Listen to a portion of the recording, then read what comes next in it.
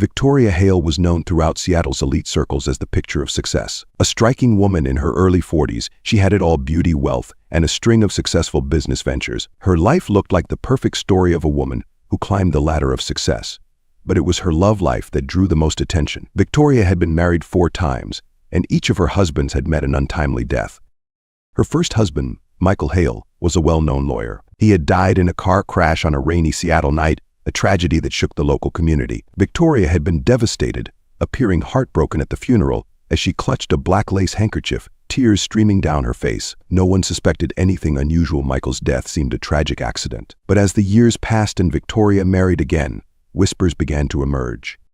Her second husband, Gregory Walters, a tech entrepreneur, died from a sudden heart attack just 3 years into their marriage. Victoria played the role of the grieving widow once again, and while people talked about her terrible luck, no one said anything publicly. It wasn't until her third husband, Stephen Collins, a prominent surgeon, drowned in a boating accident that murmurs turned to suspicion. Then, when her fourth husband, Mark Dawson, died mysteriously in his sleep, the Seattle social scene could no longer ignore the string of deaths that surrounded Victoria. 4 husbands all dead, and the only common thread was Victoria herself. Despite the suspicions, there was never any hard evidence to suggest foul play. The police investigations had closed each case, ruling them accidental or from natural causes. But the name Seattle Black Widow began circulating in hushed tones, casting a dark shadow over Victoria's otherwise perfect image. Detective John Harris had been with the Seattle Police Department for over 20 years, and he had seen his fair share of strange cases. But something about Victoria Hale had caught his attention. Even though her name had never appeared on any official suspect list, he couldn't shake the feeling that there was more to the story than just bad luck. Harris had worked on the initial investigation into Mark Dawson's death, the 4th husband to die under Victoria's roof. The cause of death had been officially ruled as a heart attack, but there had been some inconsistencies that nagged at him. Dawson had been a healthy man in his early 50s, no history of heart disease, and his medical records were clean, yet the autopsy had found nothing conclusive. Months after the case was closed, Harris still found himself drawn back to it. He requested the case files from each of Victoria's husband's deaths, reviewing them in detail. On the surface, everything looked routine. Each death had been signed off by the coroner as an accident or natural causes. But Harris knew that sometimes the devil was in the details. He began to notice a pattern. Each death occurred when Victoria was present, and there were often inconsistencies in the timelines of the events leading up to their deaths. Harris decided to dig deeper.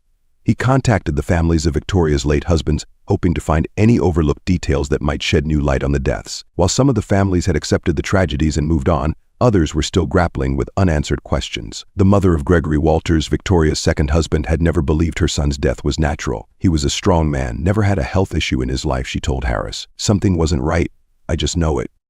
As Harris continued to pull on the threads of Victoria's past, he realized that the widow might not be so innocent after all. The question wasn't whether she was involved, but how she had managed to make each death look like a tragic accident. Detective Harris couldn't shake the feeling that he was onto something bigger than just a series of accidents. As he delved into the backgrounds of Victoria's late husbands, he discovered something odd. Each one had a hefty life insurance policy, with Victoria listed as the sole beneficiary. While it wasn't unusual for spouses to name each other on their policies, the sheer size of these payouts made him uneasy. Michael Hale's death alone had netted Victoria nearly $2 million, and with each subsequent marriage, the policies had grown even larger. Harris reached out to the insurance companies to review the policies more closely. Each one had been taken out within 6 months of marriage, and the payouts had been made swiftly after the deaths. In every case, Victoria had been cooperative, providing necessary documentation and never raising suspicion. But it was the timing that troubled Harris. He knew that money was often a powerful motive, and with each husband's death, Victoria's fortune had ballooned. Still, nothing directly tied her to the deaths. Without solid evidence, the suspicions remained just that, suspicions. Harris needed something concrete, something that could reopen the cases and launch a formal investigation. He began to wonder if anyone from Victoria's inner circle might know more. If she had committed these crimes, surely someone would have noticed something. Harris decided to pay a visit to Claire Livingston, Victoria's personal assistant for the past 10 years. Claire had been by Victoria's side through all 4 marriages and had seen firsthand the aftermath of each tragedy. She was quiet, loyal, and fiercely protective of her boss, but Harris hoped he could get her to open up. When he arrived at Claire's modest apartment in downtown Seattle, she seemed hesitant but agreed to speak with him. Sitting at her kitchen table, Harris asked about Victoria's marriages, carefully probing for anything that might hint at foul play. "Mrs. Hale has been through a lot," Claire said softly, her hands nervously twisting a napkin. "Each loss was devastating for her, I don't know how she managed to stay so strong. But Harris wasn't convinced by her rehearsed response. Claire, you've worked closely with her for a long time. You've seen things most people don't. I'm not here to cause trouble, I just want to understand what happened. Claire hesitated, her eyes darting away. She's a good person, detective. She loved them. Each one. But her voice trailed off, and Harris leaned forward, sensing a breakthrough. But what he pressed? Claire swallowed hard. It's just, sometimes things didn't add up. There were moments when I wondered if she cut herself off, looking panicked. Harris's heart raced. If what, Claire? You can tell me. After a long silence, Claire finally spoke, her voice barely above a whisper. I'm not sure Mrs. Hale is who she appears to be. Harris felt the weight of Claire's words hang in the air. The assistant was visibly shaken, and it was clear she was afraid of what. Harris wasn't sure. But he knew one thing: Claire was holding back something big. Listen, Claire, I'm not here to judge anyone. I just need the truth, Harris said, trying to ease her nerves. If something isn't right, you owe it to yourself to come forward. Claire glanced at the door, as if expecting someone to burst in at any moment. Then, after a deep breath, she finally spoke. It's just the way they died, detective. It always seemed too perfect, too clean. Every time she was with them, but nothing ever pointed back to her. And I overheard things, conversations on the phone, or when she thought I wasn't around. Harris's pulse quickened. What kind of conversations? Claire looked down at her trembling hands. After Gregory's death, I overheard her talking to someone. She mentioned something about making sure there were no loose ends. I didn't think much of it at the time. But now, after everything that's happened, who was she talking to? Did you ever find out? Harris asked, leaning in closer. I don't know. I never saw the number, and she was always careful. But there was something else, Claire continued, her voice shaking. After Stephen died, she told me that it was a relief, that she felt free for the first time in years. That's when I started to get scared. Harris's mind raced as Claire's words sunk in. If Victoria had been talking about covering up loose ends and feeling relieved after her husband's deaths, it pointed to something far more sinister than accidents or bad luck. What about Mark Dawson? Did you notice anything unusual around his death? Harris asked, eager to piece together more of the puzzle. Claire bit her lip and nodded. Yes, the night before he died, I was at the house late. Mrs. Hale had given me the evening off, but I forgot my phone charger and went back to the office in her home. I heard them arguing something about money. He was accusing her of lying to him, of hiding things. I didn't hear much more, but the next morning, he was dead. Harris sat back, his mind spinning. This was the break he needed: witnesses, phone calls, and arguments that painted a much darker picture of Victoria Hale than the grieving widow the public knew. But he still needed more, something undeniable to build a base. Claire, if you're willing to help, we can take this further. We can protect you, Harris said, his tone firm but reassuring. Claire's eyes were filled with fear, but she nodded slowly. I don't want to be part of this anymore, detective. I'll tell you everything. With Claire's newfound cooperation, Detective Harris felt the tide turning. The information she had provided gave him a much clearer picture of what might have been happening behind closed doors. But he still needed hard evidence to build a case. He couldn't take down someone as powerful and well-connected as Victoria Hale with just suspicions and overheard conversations. He needed something solid.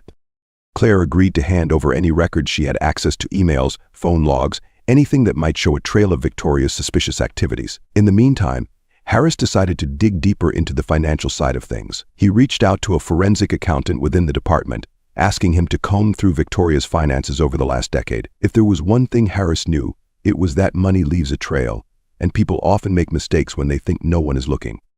A week later, Harris received the call he had been waiting for. The accountant had uncovered something troubling. John, we found multiple offshore accounts linked to Victoria, the accountant said, his voice tense. Millions of dollars have been funneled into these accounts shortly after each of her husband's deaths. Harris felt a chill run down his spine. This was it, the smoking gun he had been hoping for. Victoria had been careful to avoid suspicion, but even she couldn't hide the flow of money. The life insurance payouts, coupled with large sums of money being transferred to hidden accounts, painted a damning picture. As Harris pieced together the evidence, he realized that Victoria had been playing a long game. She had used her charm and intelligence to secure wealthy husbands, each time ensuring they had substantial life insurance policies. Then, after their sudden deaths, she quietly moved the money to offshore accounts, out of sight and out of reach. Harris contacted the insurance companies again, this time armed with the knowledge of Victoria's secret accounts. He worked with their legal teams to freeze her assets and halt any further payouts. With the financial evidence mounting, Harris knew it was time to confront Victoria herself. But he needed to proceed carefully. This was a woman who had, for years, orchestrated a series of deaths without ever raising enough suspicion to be investigated. Victoria Hale sat in her luxurious penthouse, gazing out over the Seattle skyline. She had always enjoyed the view from her top-floor apartment, the city sprawling beneath her feet like a kingdom she had quietly built. But today, something was different. She had noticed unusual activity with her bank accounts and sensed that someone was looking too closely at her affairs. Her phone buzzed, and she saw Claire's name flash on the screen. For a moment, she hesitated. Claire had been acting strangely recently, more distant, more nervous. Victoria had brushed it off as post-traumatic stress from Mark's death, but now she wasn't so sure. She answered the call, her voice cool. "What is it, Claire?" There was a long pause on the other end before Claire finally spoke, her voice shaking. I think you should know that the police have been asking questions about you, Victoria. About the husbands." Victoria's grip on the phone tightened, but her voice remained calm. Why would they be asking about me? Everything has been settled. They're just trying to stir up old pain. I told them what I overheard. Victoria Claire stammered, her voice barely above a whisper. I couldn't keep it to myself anymore. For a moment, Victoria felt a wave of fury, but she quickly suppressed it. I see, she said icily. Thank you for telling me, Claire. I'll take care of it. She hung up the phone and stared into the distance, her mind racing. Claire had betrayed her. And if the police were digging into her life, they might already be too close. Victoria had always been 10 steps ahead of everyone, but now she felt the noose tightening around her. That evening, as the sun set over the city, there was a knock on Victoria's door. When she opened it, she was met with the steely gaze of Detective John Harris, flanked by 2 uniformed officers. Good evening, Miss Hale, Harris said, his voice calm but firm. I think we need to have a conversation. Victoria flashed a polite smile, her heart pounding in her chest. Of course, Detective. Please, come in. Harris entered the pristine penthouse, taking in the sleek modern decor that screamed wealth and power. Victoria gestured toward the living room, where they both sat down. I understand you've been asking questions about my late husband's, Victoria began, her voice smooth and controlled. I assure you, Detective, these tragedies were just that, tragic accidents. I've suffered more than anyone can imagine. Harris leaned back in his chair, studying her. You've certainly had your share of tragedy, Miss Hale, but I'm not here to talk about your grief. I'm here because we found some very troubling things. Offshore accounts, large transfers following your husband's deaths, conversations that suggest these weren't just accidents. Victoria's eyes flickered for the briefest moment, but she remained composed. I'm a businesswoman, Detective. My finances are complex. Those accounts are perfectly legal. Harris nodded, his expression unreadable, perhaps. But the timing is convenient, wouldn't you say? And then there's Claire. She's told us a lot, Miss Hale. Enough to warrant a full investigation. Victoria felt the weight of his words settle over her. She had always been able to outmaneuver anyone who got too close, but Harris was different. He wasn't just chasing a hunch, he had evidence.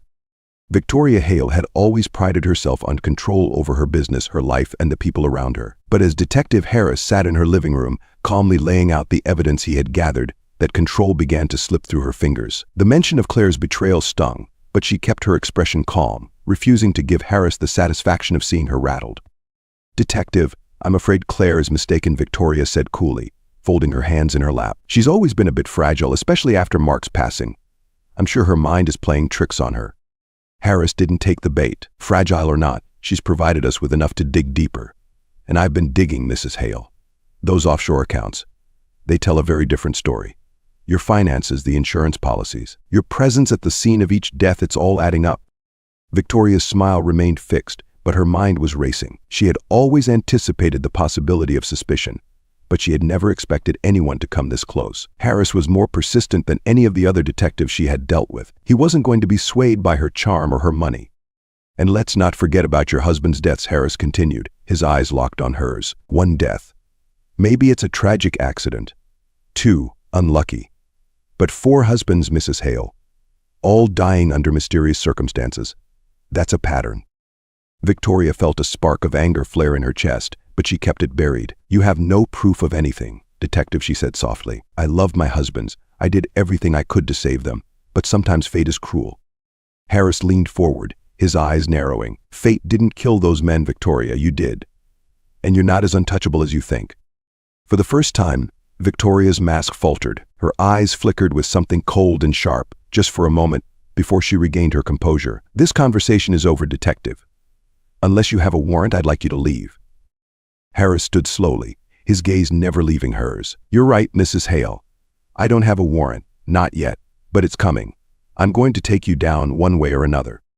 As Harris and his team left, Victoria stood at her window, watching them disappear into the night. Her mind whirred with the reality of the situation. She had underestimated the detective, and now the walls were closing in. She needed to plan a way out before everything collapsed.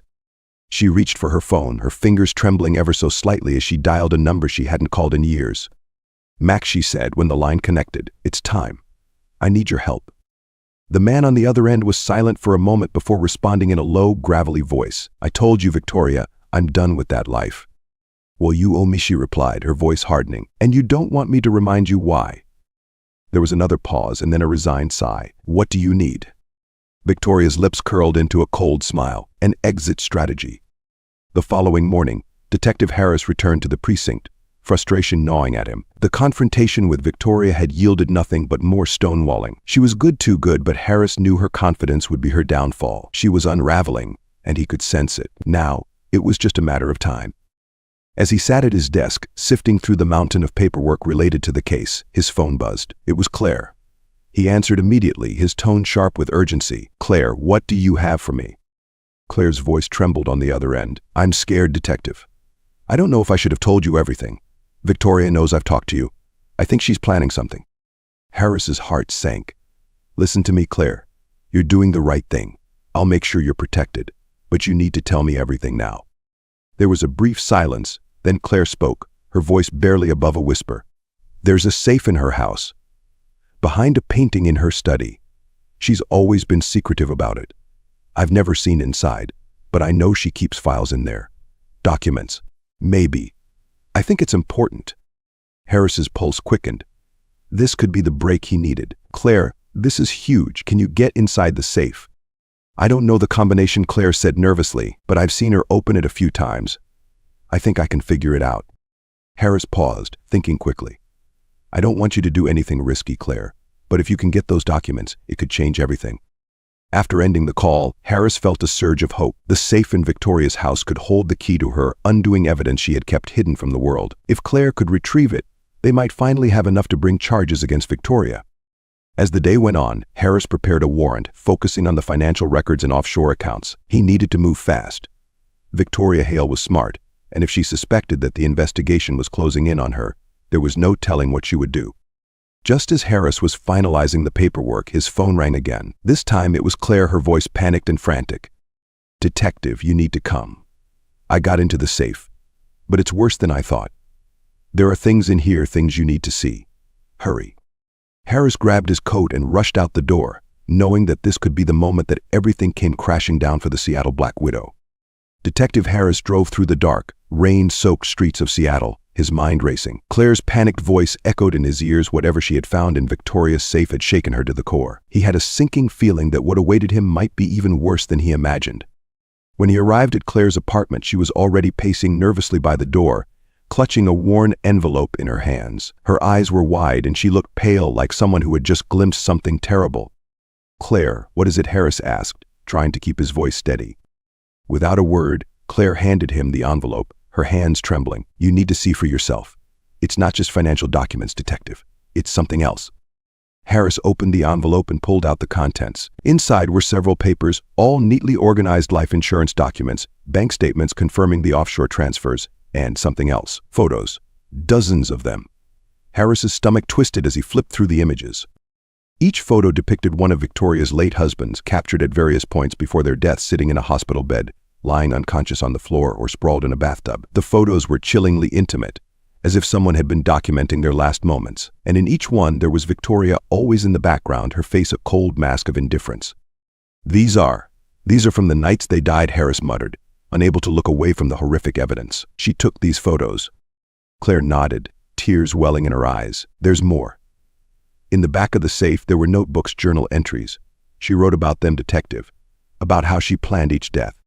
Harris's hands shook as he reached for the notebooks, flipping through the neatly written entries. Victoria had chronicled everything in chilling detail: how she had slowly poisoned Michael, how she had tampered with the brake lines in Gregory's car, how she had manipulated Stephen's medication, and how she had suffocated Mark in his sleep.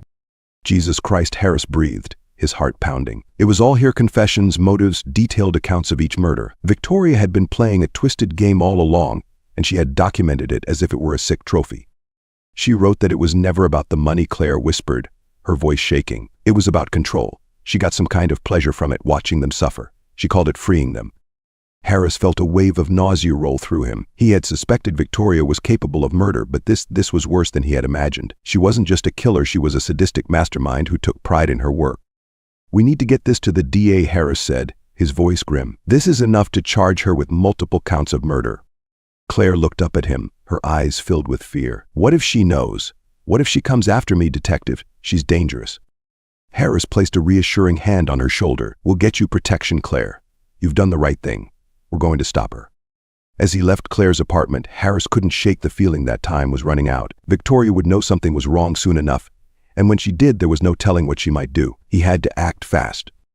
The moment Harris returned to the precinct, he handed over the evidence to the DA and pushed for an arrest warrant. With the photos, journals, and financial documents in hand, there was no way Victoria could talk her way out of this one. But Harris knew that the hardest part was yet to come, bringing the Seattle Black Widow to justice. Victoria Hale sat in her penthouse, the evening sky casting a pale light across the room. She sipped her wine slowly, her eyes fixed on the skyline. She had always enjoyed the quiet of these moments, when the city felt like it was hers alone. But tonight, something was different. Her intuition, always sharp, told her that things were closing in. She had noticed the irregularities in her accounts, the subtle shifts in her circle, too many eyes on her, too many questions being asked. And then there was Claire. Victoria had sensed the assistant's growing unease, but she had underestimated just how fragile Claire truly was. As Victoria placed her wine glass down, her phone rang. It was Max. "Everything's set," he said, "but you need to move now. I've secured the papers and the passports. You won't have another chance." Victoria's fingers tightened around the phone. She had always known this moment might come, the day when she would need to leave everything behind. It was why she had planned so meticulously. She had always been 3 steps ahead of everyone, always in control. But this time something felt different. As she glanced at the photo on her mantle, one of her with Mark Dawson on their wedding day, she couldn't help but feel a flicker of regret. He had been kind. They had all been kind. But kindness was weakness, and Victoria had learned long ago that weakness had no place in her world. She stood, her mind made up. She would disappear, just as she had always planned, and they would never find her. The game was over. Just as she was about to leave, there was a loud knock on the door. Victoria froze, her pulse quickening. She hadn't expected this so soon. Slowly, she walked toward the door and peered through the peephole. It was Detective Harris. For a moment, Victoria considered her options. She could run, there was a back exit, but Harris was sharp. And if he had come here tonight, it meant he had everything he needed. There was no escape. Not this time. With a deep breath, Victoria opened the door, her face the picture of calm. "Detective," she said, her voice smooth, "what can I do for you?" Harris stepped inside, his eyes cold and unflinching. "Victoria Hale, you're under arrest for the murders of Michael Hale, Gregory Walters, Stephen Collins, and Mark Dawson." Victoria's smile never faltered. "I assume you have evidence, Detective." Harris held up the envelope Claire had given him, and for the first time Victoria's expression shifted, only slightly. But Harris saw it, the flicker of recognition, the knowledge that her game was over. "You underestimated me, Mrs. Hale," Harris said quietly, "and that's where you made your mistake." Victoria sighed, placing her hands in front of her as the handcuffs clicked around her wrists. "I suppose I did." As Harris led her out of the penthouse, the city lights flickered in the distance. For years, Victoria Hale had controlled her world, manipulating life and death with ease. But now, as the cold steel of the handcuffs bit into her wrists, she realized that even the best laid plans eventually crumble. And for the first time, Victoria Hale was no longer in control. In the end, Victoria Hale, the Seattle Black Widow, finally faces the consequences of her carefully orchestrated murders. Despite years of evading suspicion, her arrogance and need for control become her undoing. Detective John Harris's relentless pursuit of the truth, combined with Claire Livingston's crucial evidence, exposes Victoria's web of lies and her chilling pattern of killing each of her husbands for financial gain and twisted pleasure. As Victoria is led away in handcuffs, her cold facade cracks for just a moment, signaling the end of her reign of manipulation and murder. She had always believed herself untouchable, but Harris's determination and methodical approach bring her deadly games to an abrupt halt. For Harris, the case closes with justice served, but the legacy of Victoria Hale's crimes leaves a lasting mark on Seattle. The chilling reality of how she controlled, manipulated, and ultimately destroyed the lives of those closest to her serves as a dark reminder that even the most charming and successful people can hide the darkest secrets.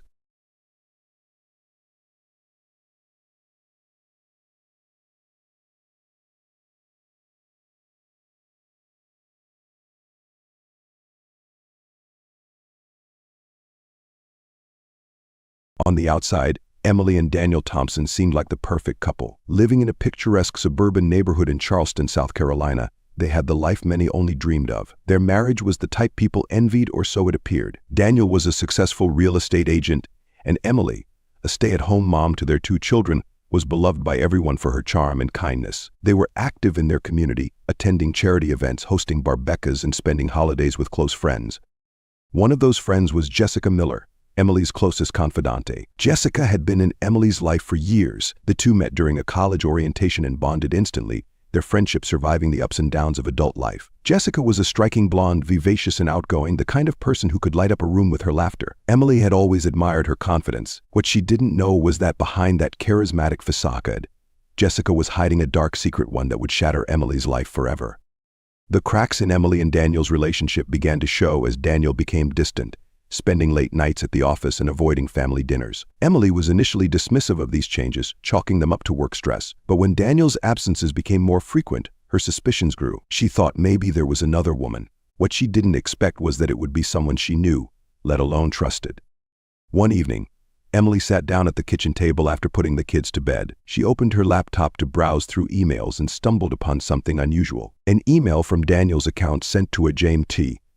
The message wasn't explicit, but it was clear something was going on between them. Emily's heart sank as she realized who the initials belonged to. Emily's hands trembled as she stared at the screen, the weight of betrayal crashing over her like a tidal wave. Jessica Miller, her best friend, was the other woman. She felt sick to her stomach, trying to process the enormity of it all. How long had this been going on? What lies had been told to keep it hidden? And why hadn't she noticed the signs earlier? For days, Emily wrestled with her emotions. Part of her wanted to confront them both immediately, but another part of her didn't want to believe it was true. She spent hours replaying every conversation, every interaction, searching for clues she might have missed. Every shared laugh between Jessica and Daniel now seemed suspicious. Every glance exchanged felt tainted with deception. Determined to uncover the full truth, Emily began investigating, searching through Daniel's phone when he was asleep, checking his calendar for suspicious gaps. The more she dug, the more apparent it became that the affair had been going on for months, maybe even longer. There were late-night texts, secret meetups, and excuses made when Emily had been none the wiser. The betrayal gnawed at her, turning her once loving heart into a cauldron of rage. Emily began to change. Friends and family noticed her mood swings, but no one knew the extent of her inner turmoil. She couldn't talk to anyone not without exposing her husband's infidelity or ruining her friendship with Jessica in a way she wasn't yet prepared for. But Emily's rage continued to simmer, growing with each passing day. She stopped sleeping, her mind plagued by thoughts of revenge. Jessica had stolen something sacred, and Daniel had betrayed their vows, defiling their marriage. Emily's heartbreak transformed into something darker, something more dangerous. The time for confrontation was drawing closer, and when it came, it would not be pretty. The betrayal wouldn't just be avenged, it would be punished. Emily knew she couldn't keep pretending. The rage that had built up inside her needed to be released. She wanted them both to feel the weight of what they had done. She devised a plan, methodical and cold, a reflection of the betrayal she had suffered. Confronting Daniel alone wasn't enough. No, they both needed to be present, trapped in their lies together. It was the only way she could feel any sense of justice. It was a warm Saturday afternoon when Emily put her plan into action. She invited Jessica over for dinner, just like old times. Daniel would be home as well, under the pretense of spending some quality time together. Jessica, as expected, accepted without hesitation. Why wouldn't she? Emily thought bitterly. She probably felt secure in her betrayal, smug even. As the evening approached, Emily meticulously prepared the house, setting the table for 3, lighting candles as if she were preparing for a peaceful family dinner. But her mind was far from at ease. A knife, sharp and gleaming, lay within reach on the kitchen counter, though her guests would never know it.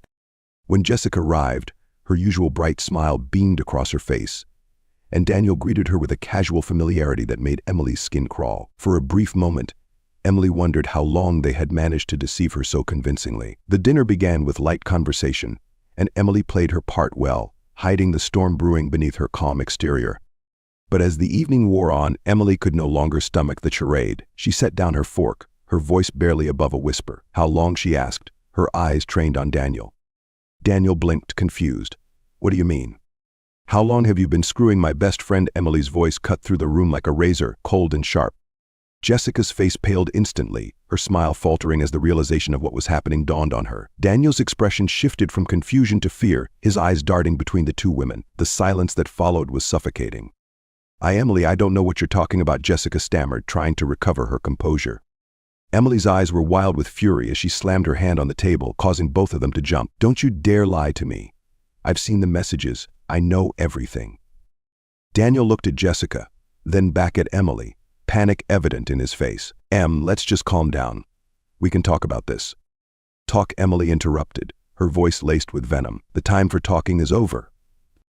The air in the room grew thick with tension as Daniel and Jessica sat frozen, unsure of what Emily would do next. Emily stood up slowly, her eyes locking onto Daniel's. "You destroyed everything," she said, her voice eerily calm now. "You both did." Daniel stood up, trying to approach her, his hands raised in a placating gesture. "Emily, please. It was a mistake. We can work through this. We can." "Work through this?" Emily laughed, a cold, bitter sound that echoed through the room. "You think I can just forget this? That I'll just move on while you two pretend like nothing happened?" Jessica, finally finding her voice, chimed in. "Emily, I never meant to hurt you. It just happened. We didn't mean for it to go this far." Emily's eyes snapped toward Jessica, and for the first time Jessica saw something in her friend that terrified her. It was a darkness she had never seen before. "It just happened," Emily repeated, her voice low and dangerous. "You didn't mean for it to go this far." Emily's hand twitched, her thoughts spiraling into a dangerous place. The knife was just within reach, and her fingers itched to grab it, to end this nightmare once and for all. But she hesitated. Something in her wanted them to suffer, to feel the pain she had endured. The minutes stretched, thick with tension, as Emily stood there, breathing heavily, her heart pounding in her chest. She could see the fear in their eyes now, the same fear she had felt when she first discovered their betrayal. But it wasn't enough. It would never be enough. Without warning, Emily lunged toward the kitchen counter, her hand closing around the cold steel of the knife. Jessica screamed, backing away from the table, but there was nowhere to go. Daniel stepped forward, trying to shield her, but Emily's rage was beyond control now. "You think you can destroy my life and walk away?" Emily hissed, her eyes wild. "You think there are no consequences for what you've done?" The knife glinted under the dim light of the dining room, a symbol of the twisted betrayal and the raw, unbridled hatred that had consumed Emily. Time seemed to slow down as Emily stood in the center of the room, gripping the knife with white-knuckled intensity. Daniel's eyes widened in disbelief, and Jessica stood paralyzed in the corner, her hands shaking uncontrollably. The once cozy atmosphere of the dining room had turned into a battlefield, drenched in fear and betrayal. "Emily, please," Daniel began, his voice trembling. He took a step forward, but Emily's sudden movement stopped him dead in his tracks. She raised the knife, her hand steady, despite the overwhelming emotion swirling inside her. "You cheated on me with her," Emily spat, her voice dripping with venom. "You lied to me. You made me feel like a fool in my own home." Jessica's voice, shaky and desperate, cut through the silence. "Emily, we didn't want to hurt you. We—" "Shut up," Emily roared, her fury exploding as she spun toward Jessica. "You were my best friend. You were supposed to be there for me, not sleeping with my husband behind my back."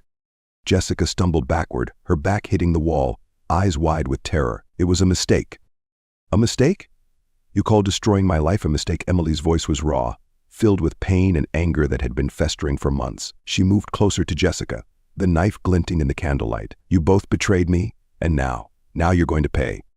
Daniel lunged toward Emily, but he wasn't quick enough. With a swift, precise motion, Emily plunged the knife into his abdomen. His eyes widened, the color draining from his face as he staggered backward, clutching his stomach. Blood began to pool on the floor as Daniel gasped, collapsing to his knees. "Emily, please," he croaked, his voice weak, filled with disbelief.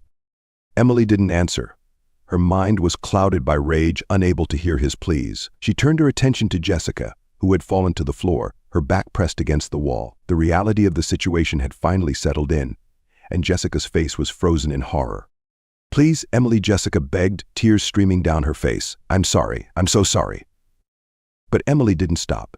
She advanced toward her, the knife still dripping with Daniel's blood. Jessica scrambled to her feet, trying to flee, but there was nowhere to go. Emily grabbed her by the arm, forcing her back against the wall. "You deserve this," Emily whispered, her voice icy. "You both do." And with that, Emily drove the knife into Jessica's chest, the blade sinking deep into her flesh. Jessica gasped, her eyes wide with shock as the life drained out of her. Emily pulled the knife back, her hands trembling as she watched her former friend crumple to the ground, lifeless.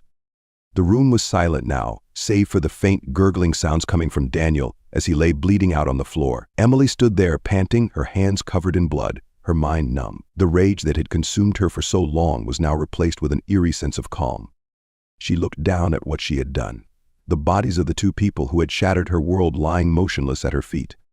Emily's mind raced as the reality of the situation began to settle in. The adrenaline that had driven her through the violent act was fading, replaced by a cold, creeping dread. She looked down at her hands, slick with the blood of her husband and her former best friend. What had she done? The house, once filled with laughter and warmth, now felt alien. The blood-stained floor, the overturned chairs, and the grotesque stillness of the bodies made everything seem like a twisted nightmare. But this wasn't a dream. It was real. She backed away slowly, her breath coming in short, shallow gasps. Her heart pounded in her chest as she tried to think, to make sense of the chaos. What would happen next? She couldn't stay here, not with the bodies. But what could she do? Her mind raced through the possibilities, but every option seemed impossible. She couldn't run. The neighbors might have heard something. She couldn't clean it up. There was too much blood, and she certainly couldn't call the police. As Emily stood frozen in the living room, her phone buzzed on the kitchen counter. She glanced at it, her stomach knotting as she realized who it might be. Was it someone calling to check on Daniel? Or worse, had someone already figured out what had happened? She walked over to the phone, her hand trembling as she picked it up. It was a text from her sister, asking about plans for the upcoming weekend. Emily stared at the message for a long moment, her mind completely detached from the normalcy of it all. How could the world continue as if nothing had happened? How could everything still be the same when her life had just changed forever? Suddenly, Emily was hit by the overwhelming weight of her actions. The blood was on her hands, literally and figuratively. There would be no going back from this. The person she had been, the loving wife, the trusted friend, the devoted mother, was gone. All that remained was a woman who had taken everything into her own hands and destroyed it all in a single night of fury. Her eyes darted around the room, desperate for a solution, a way out, but there was none. The consequences of her actions were coming, and there was no escape from the aftermath. Emily stood motionless in the kitchen, her mind racing as the gravity of what she'd done sank in deeper. The adrenaline that had driven her to murder was gone, leaving her trembling, her legs weak beneath her. She glanced at Daniel's motionless body, the pool of blood spreading across the floor, and then at Jessica, slumped against the wall, her eyes forever frozen in terror. Panic began to set in. She couldn't stay here. If she did, it would only be a matter of time before someone came looking for Daniel or Jessica. She had to get out, had to think clearly. But where could she go? Her two children were upstairs, sleeping peacefully, unaware that their father lay dead just below their bedrooms. The thought of them jolted her back to reality. Emily rushed up the stairs, careful not to wake them as she peeked into their rooms. Her heart ached at the sight of their small, peaceful faces, oblivious to the destruction that had unfolded. She couldn't bear the thought of them finding the bodies in the morning, nor could she stomach the idea of leaving them alone. But staying wasn't an option. Tears welled in her eyes as she packed a small bag for them, throwing in clothes and essentials for herself as well. She wiped her face, trying to think through the tears. She would drive. She didn't know where, but she needed to leave before anyone came looking for Jessica or Daniel. There would be questions, investigations, and she couldn't let the kids be dragged into this. As she packed, the sound of a car engine passing by made her freeze. Her heartbeat quickened, and she rushed to the window, peering through the curtains. The street outside was empty, and the house sat in darkness, as if nothing had happened. Emily took a deep breath and wiped her blood-stained hands on a towel, cringing at the sight of the crimson smears. She had to get out of here. Quickly. She grabbed her phone, hesitating only briefly before dialing the one person she thought might be able to help her brother, Sean. He lived a few hours away, and though they hadn't been particularly close over the past few years, she had no one else. Sean had always been practical, a problem solver. She needed someone who wouldn't ask too many questions, someone who could help her figure out what to do next. The phone rang twice before he answered, groggy. "Emily, it's late. What's going on?" Her voice trembled as she spoke, barely able to contain her panic. "Sean, I need your help. I've done something bad." There was a long pause on the other end. "What happened?" What happened?" Emily swallowed, her throat dry. "I'll explain everything later, but I need you to meet me. I need to leave Charleston, tonight." Sean's voice was serious now. "Where are you? Are you okay?" "No, I'm not okay," Emily whispered, glancing once more at the blood-streaked floor below. "Please, just meet me. I'll text you the address." Sean agreed, though she could hear the confusion in his voice. She knew he'd have questions. What she didn't know was how she'd answer them, but for now she had to keep moving. She went back downstairs, avoiding the sight of Daniel's and Jessica's bodies. She grabbed the keys to the family SUV, making sure everything was packed. Her hands were shaking uncontrollably as she moved around the house. What she was leaving behind no longer felt like her home, just the scene of a double murder. Emily pulled the car out of the garage and parked it in the driveway, taking one last glance at the house. Her stomach twisted as the weight of her actions threatened to overwhelm her. But there was no time to dwell on it. She needed to disappear, and quickly. The drive through Charleston's quiet streets felt surreal. Emily's hands gripped the steering wheel, her knuckles white, her pulse pounding in her ears. The children were asleep in the backseat, blissfully unaware of the chaos that had consumed their lives. The city's streetlights flashed by in a blur, and every turn she made felt like it would be her last moment of freedom.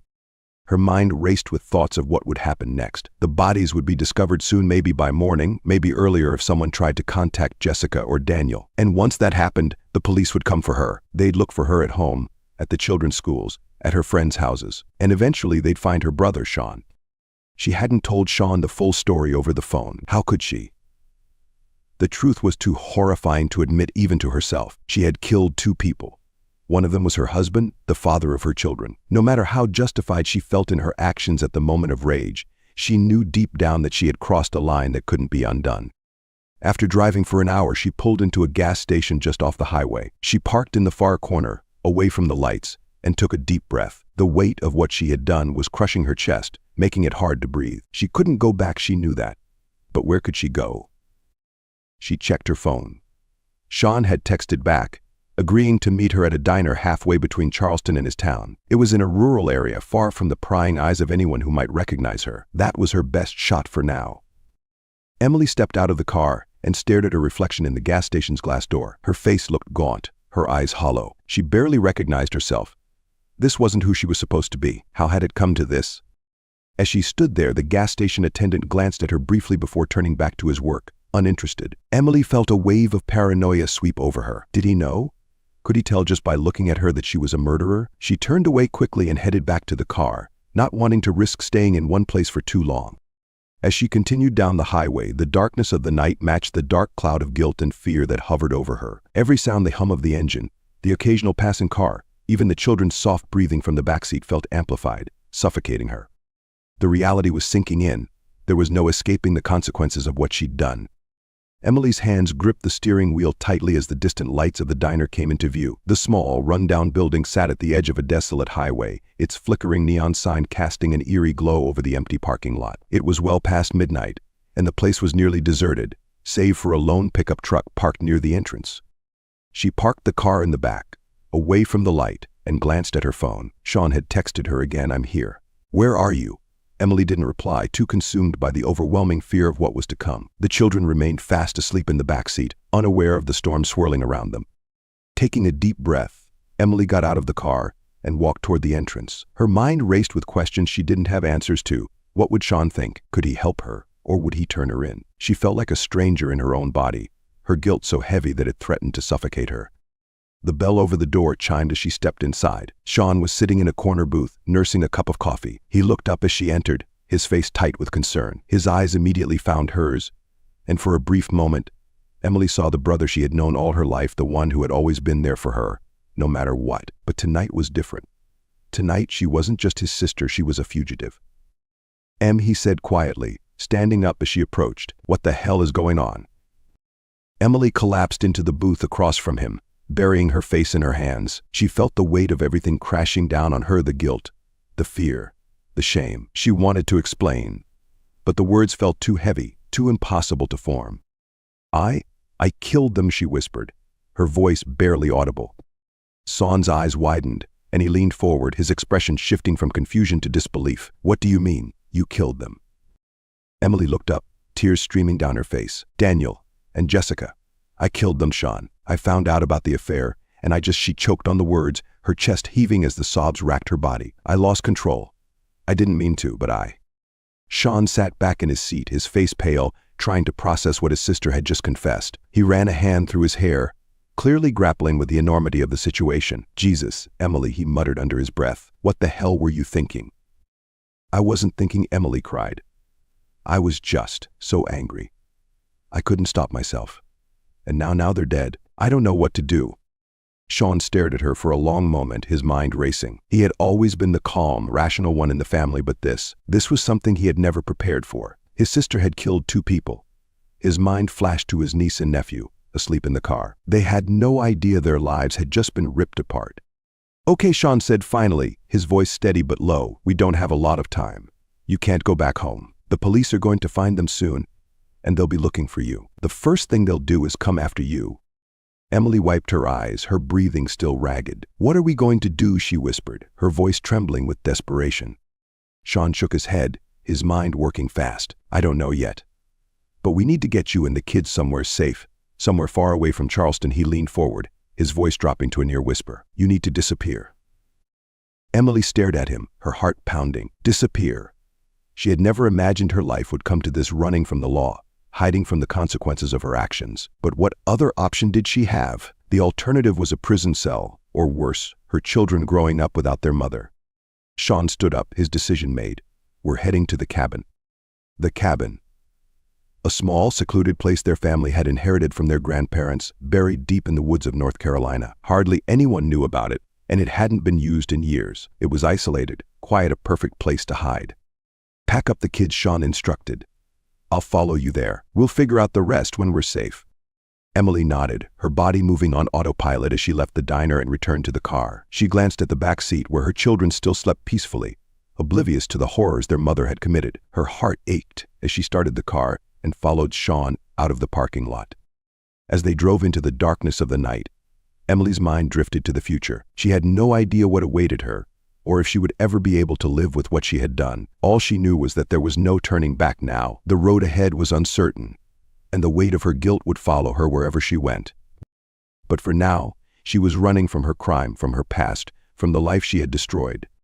The cabin loomed ahead, hidden in the dense woods like a secret long buried. It was the middle of nowhere, the kind of place no one would think to look. The gravel crunched under the tires as Emily pulled up next to Sean's truck. The children stirred in the back seat but didn't wake. For a brief moment, Emily allowed herself to believe that they could be safe here, that maybe, just maybe, she could escape the nightmare she had created. Sean stepped out of his truck, his face grim as he walked toward her. The weight of the situation hung heavily between them. Without a word, he helped her carry the kids inside, placing them on the old, dusty couches in the living room. Emily watched them for a moment, her chest tightening. She couldn't bear the thought of what their lives would become if she was caught. Sean disappeared into the kitchen, returning with 2 beers. He handed one to Emily and sat down across from her, his eyes dark with worry. "We'll stay here for a few days," Sean said quietly, "just until we figure out what to do next." Emily nodded, her mind numb.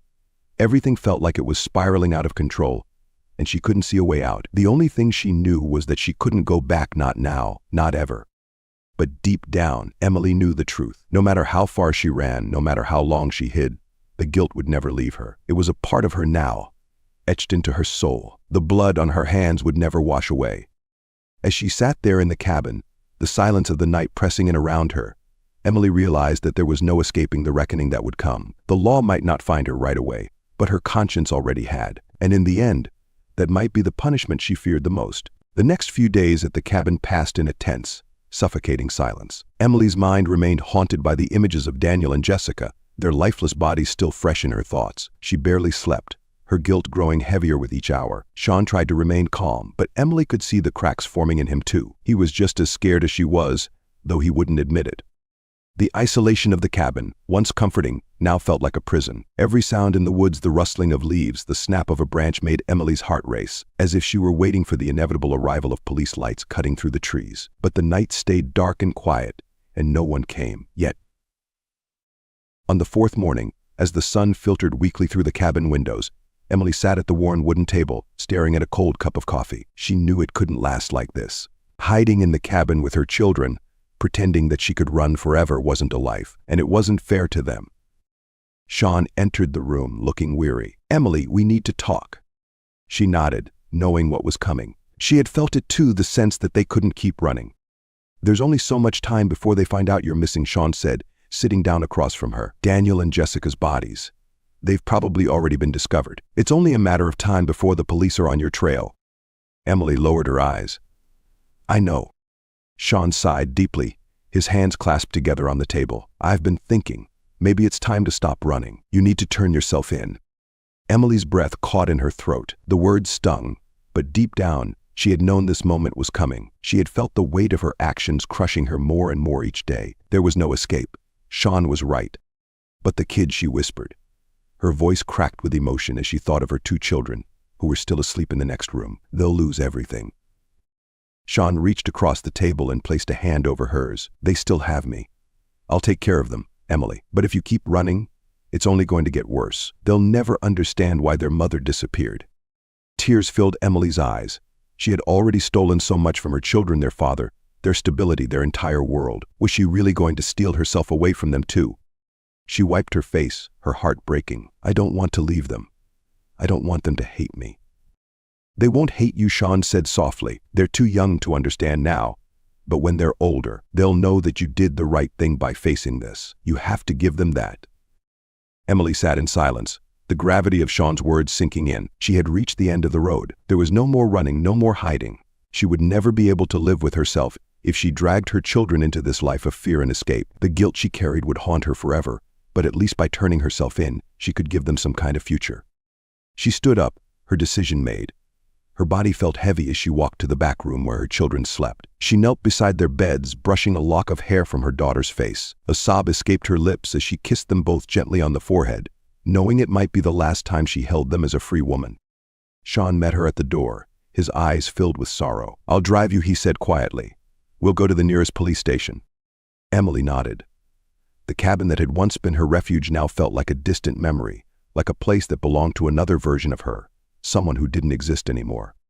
The drive to the police station was eerily quiet. Emily watched the trees pass by, each mile bringing her closer to the end of her old life. She thought of Daniel, the betrayal, the violence that had erupted in their home. She thought of Jessica, and how her closest friend had shattered everything she held dear. And now, there was only the reckoning. When they finally arrived, Emily's heart pounded in her chest as they pulled into the parking lot. Sean turned to her, his face pained. Are you sure you want to do this? Emily swallowed hard, tears welling up in her eyes again. I have to, she whispered. For the kids. Together they walked into the station. The sterile smell of the building, the buzz of police officers moving about, felt surreal to Emily, as though she were watching it all happen from outside her own body. She stepped up to the front desk, her voice shaking as she spoke the words that would change her life forever. I'd like to turn myself in, she said, barely able to get the words out. I killed my husband and my best friend. The officer behind the desk froze, staring at her for a moment before signaling for another officer to come forward. The process began quickly. She was handcuffed, her rights read to her, and led away from Sean. Her legs felt weak beneath her, but there was a strange sense of relief that washed over her. The running was over.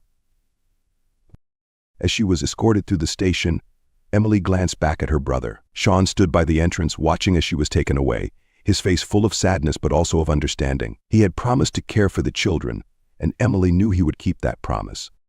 As the cell door closed behind her, Emily sat on the cold bench, her mind racing. She knew the road ahead would be difficult. She knew she would face judgment, both from the world and from herself, for the rest of her life. But for the first time since that terrible night, she felt a sliver of peace. She had made the only decision she could, and no matter what happened next, she had done it for her children. The reckoning had come, but Emily was ready to face it.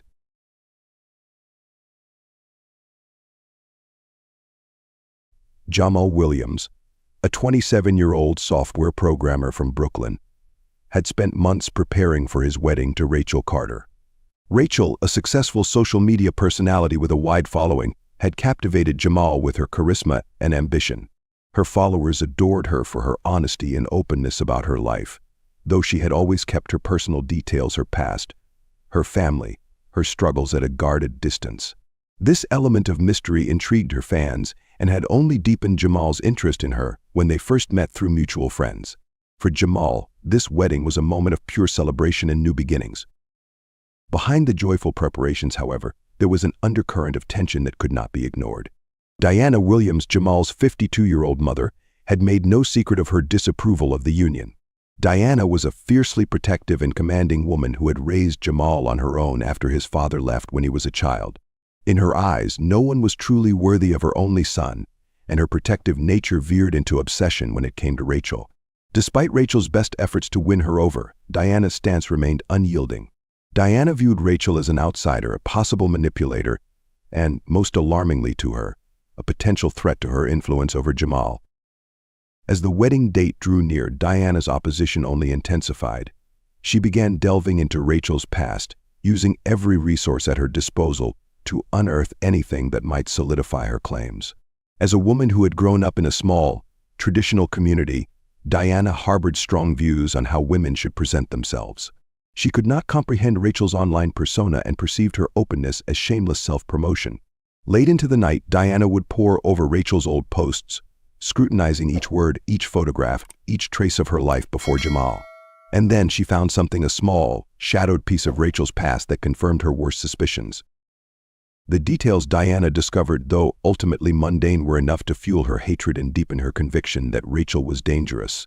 From that moment on, her determination to stop the wedding became her singular obsession, a dark mission she believed was solely for her son's benefit.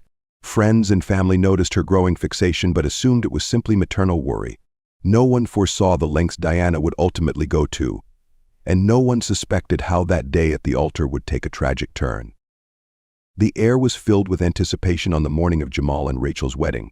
The venue, a picturesque chapel in upstate New York surrounded by towering oaks and blooming wildflowers, was designed to capture Rachel's dream of an intimate, enchanting ceremony. Every detail, from the flowers lining the aisle to the flickering candlelight, was carefully chosen by the bride to create a magical atmosphere. Guests began arriving, friends and family eager to celebrate the love between Jamal and Rachel. The guests' whispers, laughter, and excitement filled the chapel as they settled into their seats. Jamal stood at the altar, dressed in a crisp black suit, his face a blend of nerves and excitement. He awaited Rachel's entrance, taking slow, deep breaths to steady himself.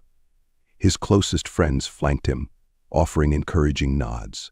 Despite his nerves, his eyes gleamed with pure happiness, reflecting the joy that the day symbolized for him. But amidst the smiles and celebrations, Diana's presence was a foreboding shadow. Diana sat in the front row, her expression fixed in a stony mask.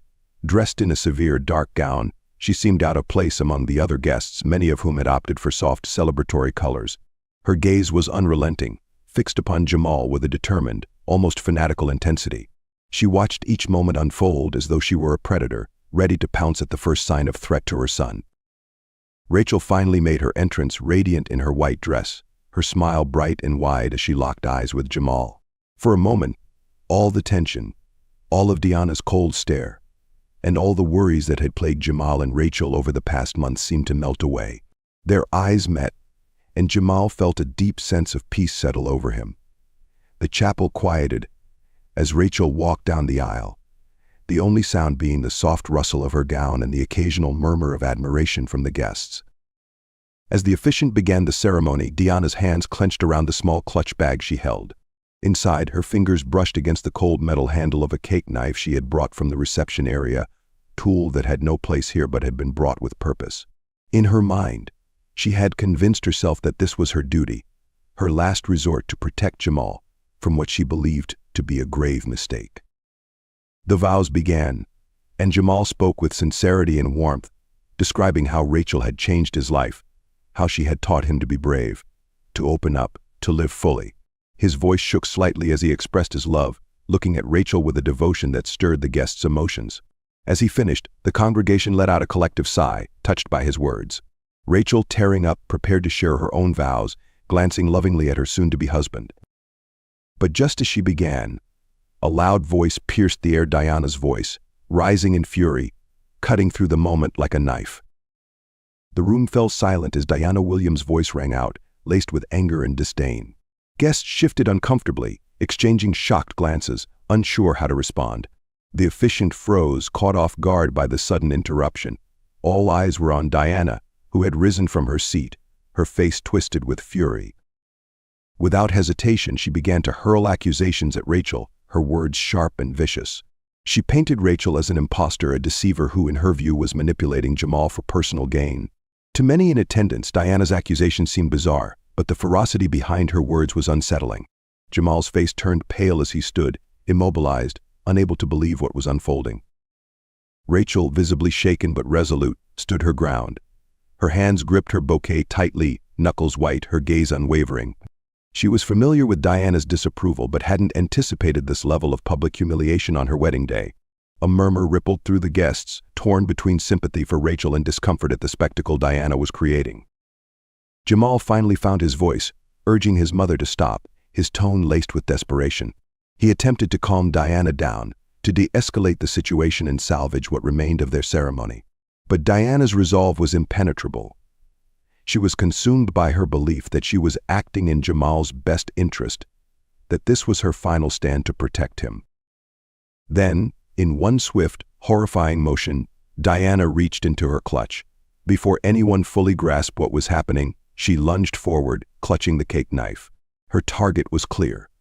With unyielding determination, she plunged the blade into Rachel, cutting short the wedding, the vows, and a life in a single, brutal act. Rachel gasped, her bouquet slipping from her hand, the vibrant flowers scattering across the chapel floor. The crowd erupted in screams and chaos as guests tried to process the horrific scene before them. Jamal's scream was drowned out by the rising panic, his voice cracking with a mixture of shock and heartbreak as he reached for Rachel, his hands trembling. In a matter of seconds, the joyful atmosphere of the ceremony had transformed into a nightmare. Jamal held Rachel close, his hands stained with blood as he tried futilely to stop the bleeding.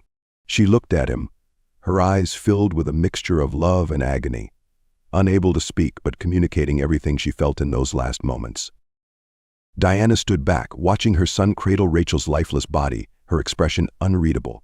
In her mind, she had accomplished what she set out to do. She had protected her son from what she saw as a dangerous mistake. As guests shouted for help, the horror of what she'd done began to settle over the room. Diana's demeanor changed, her composure slipping as she took in the full weight of the scene she had created. The police arrived within minutes, alerted by panicked guests who had fled the chapel to call for emergency assistance.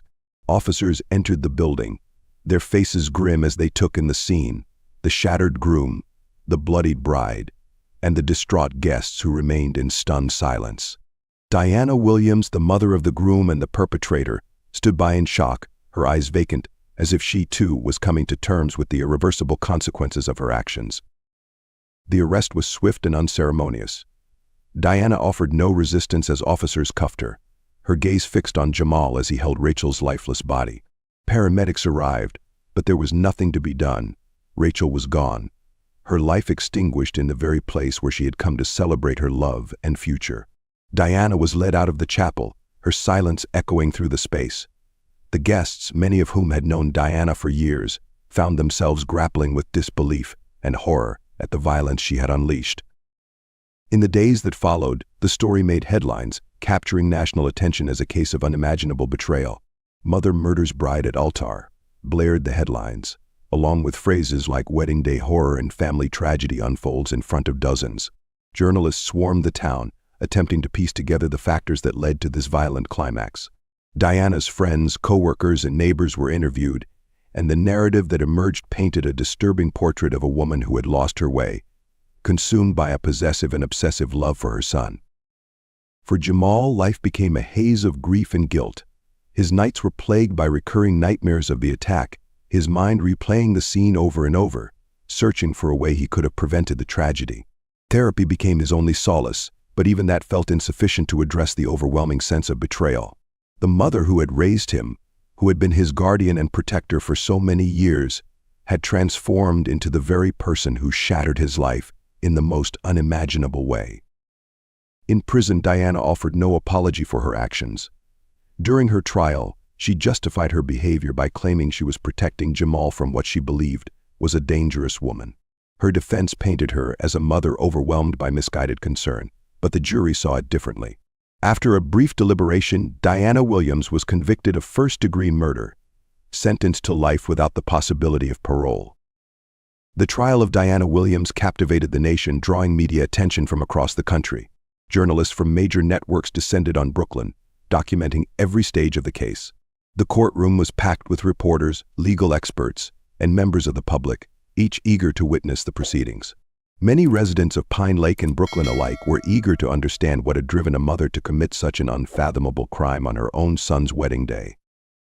The prosecution painted Diana as a manipulative and deeply possessive woman, whose obsession with her son led her to cross moral boundaries.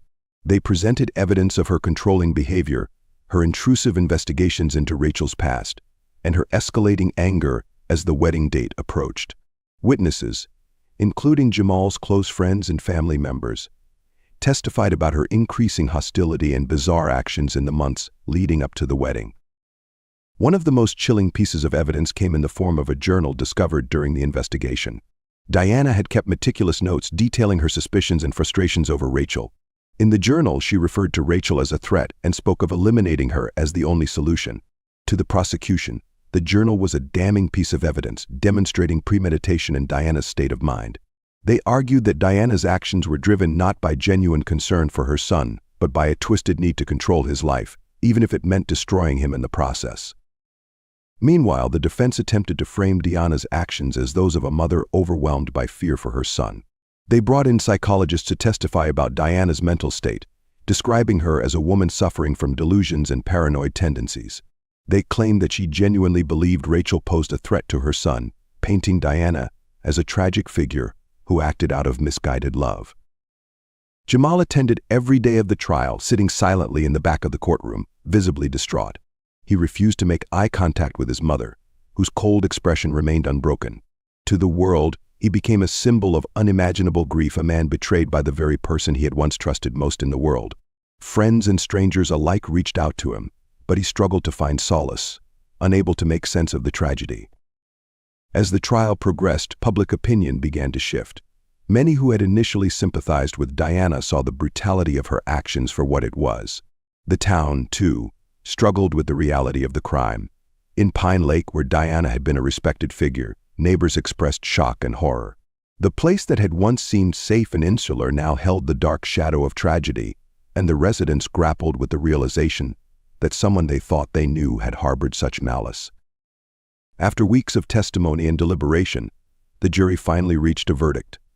In a tense, packed courtroom, Diana Williams was found guilty of first-degree murder. The judge handed down a life sentence without the possibility of parole, condemning her to live the rest of her days within prison walls. As the sentence was read aloud, Diana's composure cracked for the first time. A single tear traced down her cheek, though whether it was from regret or a final realization of her lost freedom, no one could say. Jamal felt an intense wave of relief, yet it was tinged with sorrow.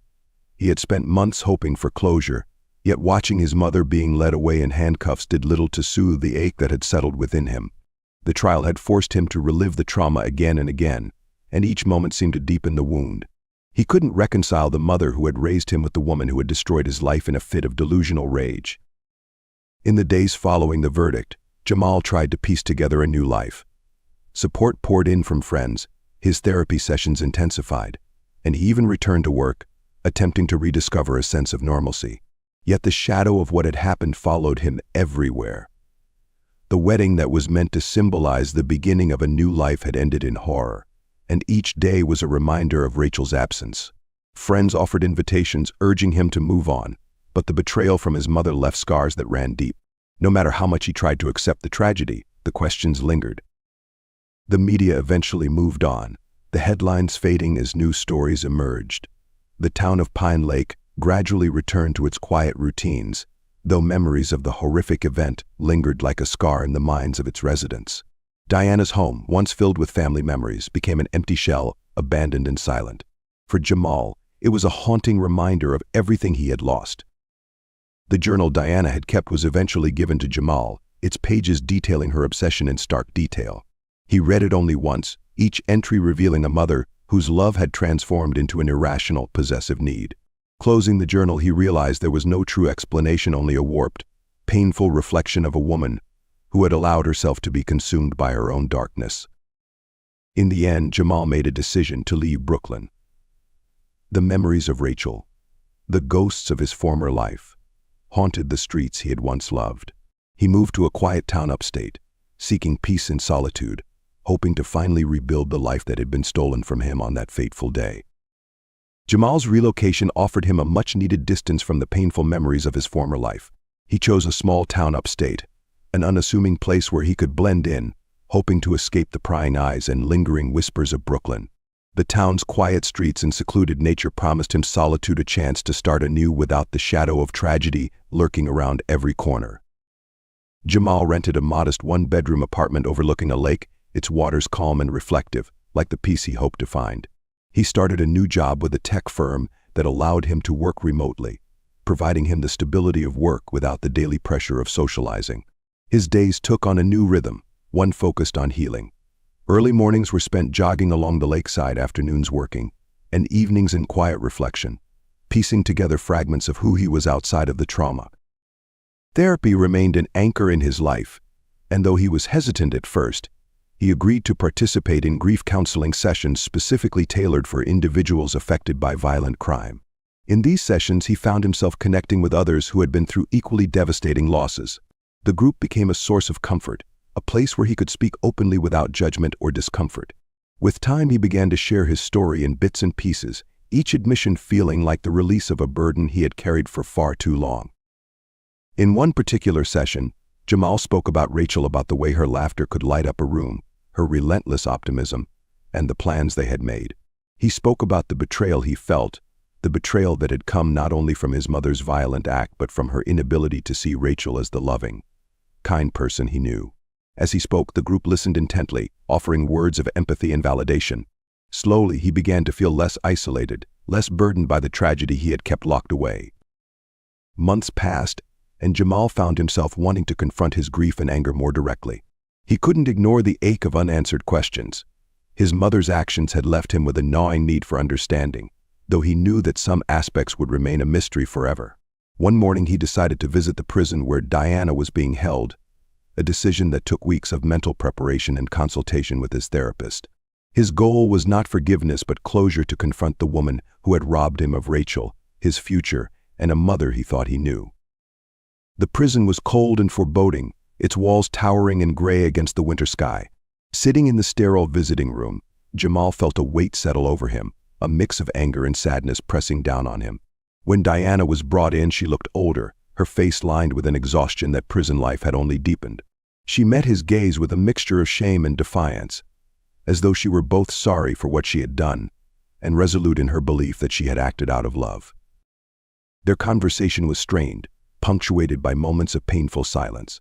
Jamal asked her why she felt so threatened by Rachel, why she had let her hatred consume her to the point of violence. Diana's answers were fragmented, a web of paranoid justifications and distorted claims of protecting her son. It became clear to Jamal that she still held onto her belief that she had saved him from a mistake. Her reasoning was convoluted, and the more she spoke, the clearer it became that she lacked true remorse. She had rewritten the narrative in her mind, framing herself as a misguided but well-meaning mother, rather than a murderer. Leaving the prison that day, Jamal felt a strange sense of finality. He understood that his mother's obsessive love had blinded her, leading her down a path of irreversible destruction. While the visit didn't bring him the understanding he'd hoped for, it confirmed one thing: he needed to let go of any expectation of remorse or resolution from her. This realization marked a turning point. Jamal returned to his new life with a sense of acceptance, acknowledging that some wounds would never fully heal, but that he could still rebuild, even with the scars left behind. As months turned into years, Jamal continued piecing together a new life, holding on to the memories of Rachel that still brought him solace. He began to volunteer with a local organization that supported families affected by violent crime, finding purpose in offering comfort to others who, like him, had suffered unspeakable losses. The work was difficult, often reopening his own wounds, but it was also healing. Every story he heard reminded him of the strength it took to rebuild after tragedy. In Rachel's memory, he established a scholarship fund for young women pursuing careers in media and communication. Through the fund, he hoped to honor Rachel's ambition and passion for connecting with others. Rachel had always been a champion for voices that weren't often heard, and Jamal felt that supporting young women who might follow in her footsteps was a way of ensuring that her legacy lived on. Word of the scholarship spread through social media, and soon Rachel's fans and followers, many of whom had mourned her loss, contributed to the fund. The scholarship became a small but enduring tribute, a bright spot amid the darkness left behind by her death. Jamal's life became anchored in quiet routines. He took up hiking, spending weekends exploring trails along the lake near his new town, finding peace in the silence of the forest. Each step along the winding paths was a reminder of his own journey, of the pain he carried but also the strength he had found to keep moving forward. He began keeping a journal, filling it with memories of Rachel, reflections on his grief, and insights from the therapy sessions that had become a permanent fixture in his life. Through his volunteer work in the scholarship fund, he found himself slowly emerging from the isolation that had once held him captive. He reconnected with old friends and eventually opened himself up to the idea of new relationships. He was careful, taking each step cautiously, aware of how deeply the scars of his past had marked him. It took time to trust, to believe that he could let people in without fear of further loss. But he also recognized that Rachel's life and the love they had shared had taught him the importance of openness and connection. Jamal's mother, Diana, remained in prison, and though he would occasionally receive letters from her, he rarely opened them. Each letter, he imagined, was another attempt to justify what could never be justified. He kept them in a small, unmarked box, unread but acknowledged, like pieces of a past he had long left behind. They were reminders of a painful chapter, one he had chosen to close for his own peace. In time, Jamal felt a shift within himself. The rage, the despair, and the loneliness that had once dominated his life began to fade. In their place was a quiet resilience, an understanding that while tragedy had shaped him, it did not define him. The memory of Rachel remained his guiding light, a reminder of love and joy that could never be erased by the violence of a single day. Years later, Jamal stood at the edge of the lake near his home, watching the morning sun cast a warm glow over the water. He reflected on how far he had come from that dark day at the chapel. Though the pain had lessened, it had not disappeared. Instead, it had transformed into something he carried within him, a quiet strength rather than an open wound. In the time since the tragedy, Jamal had found new friendships and even love. He shared his story openly, both as a testament to Rachel's life and as a way of reclaiming his own. Though he never forgot the devastation of that day, he also chose to remember the years of happiness, laughter, and love he had shared with Rachel. Those memories had become a part of him, woven into his very being, and they brought him comfort even in moments of sorrow. The scholarship fund in Rachel's name continued to grow, helping dozens of young women pursue their dreams. Each recipient represented another piece of Rachel's legacy, another life touched by the kindness and ambition that had defined her. In this way, Jamal felt that Rachel's influence lived on, her spirit a guiding force that continued to bring light into the world. Diana remained incarcerated, and Jamal accepted that she would never truly understand the magnitude of what she had done. But he also came to terms with the fact that her actions were beyond his control and that he could choose his own path forward. Rather than letting the shadow of her crime dictate his life, he focused on building a future that honored Rachel's memory and allowed him to find peace. As he stood by the lake, Jamal took a deep breath, feeling a profound sense of release. His journey had been long and painful, marked by betrayal and loss, but also by resilience and growth. He had chosen to rise above the tragedy, to find purpose in the aftermath, and to carry forward the love that had once filled his life. In the end, Jamal understood that while he would always carry the scars of that day, he had also discovered an inner strength, a resilience that allowed him to transform pain into purpose and to create a life that honored Rachel's memory. And as the sun rose higher, casting a warm light over the lake, he knew he had finally found peace. Years after the tragedy that had redefined his life, Jamal found himself at the annual ceremony for the Rachel Carter Memorial Scholarship. The scholarship, now in its 10th year, had grown substantially, helping over 100 young women pursue careers in media, journalism, and communications. As he watched this year's recipients step forward to accept their awards, Jamal felt a quiet pride and a deep sense of fulfillment. The scholarship had become more than a tribute. It was a legacy, a way of ensuring that Rachel's warmth, strength, and passion would live on through others. The people who gathered to honor Rachel's memory each year had become a second family for Jamal. Friends, colleagues, and scholarship recipients filled the room, each of them carrying forward a part of Rachel's story. They shared stories of how she had inspired them, laughing and reminiscing about her vibrant personality, her kindness, and her remarkable influence. Though she was gone, her spirit lingered in the lives she had touched, a gentle but enduring presence that time could not erase.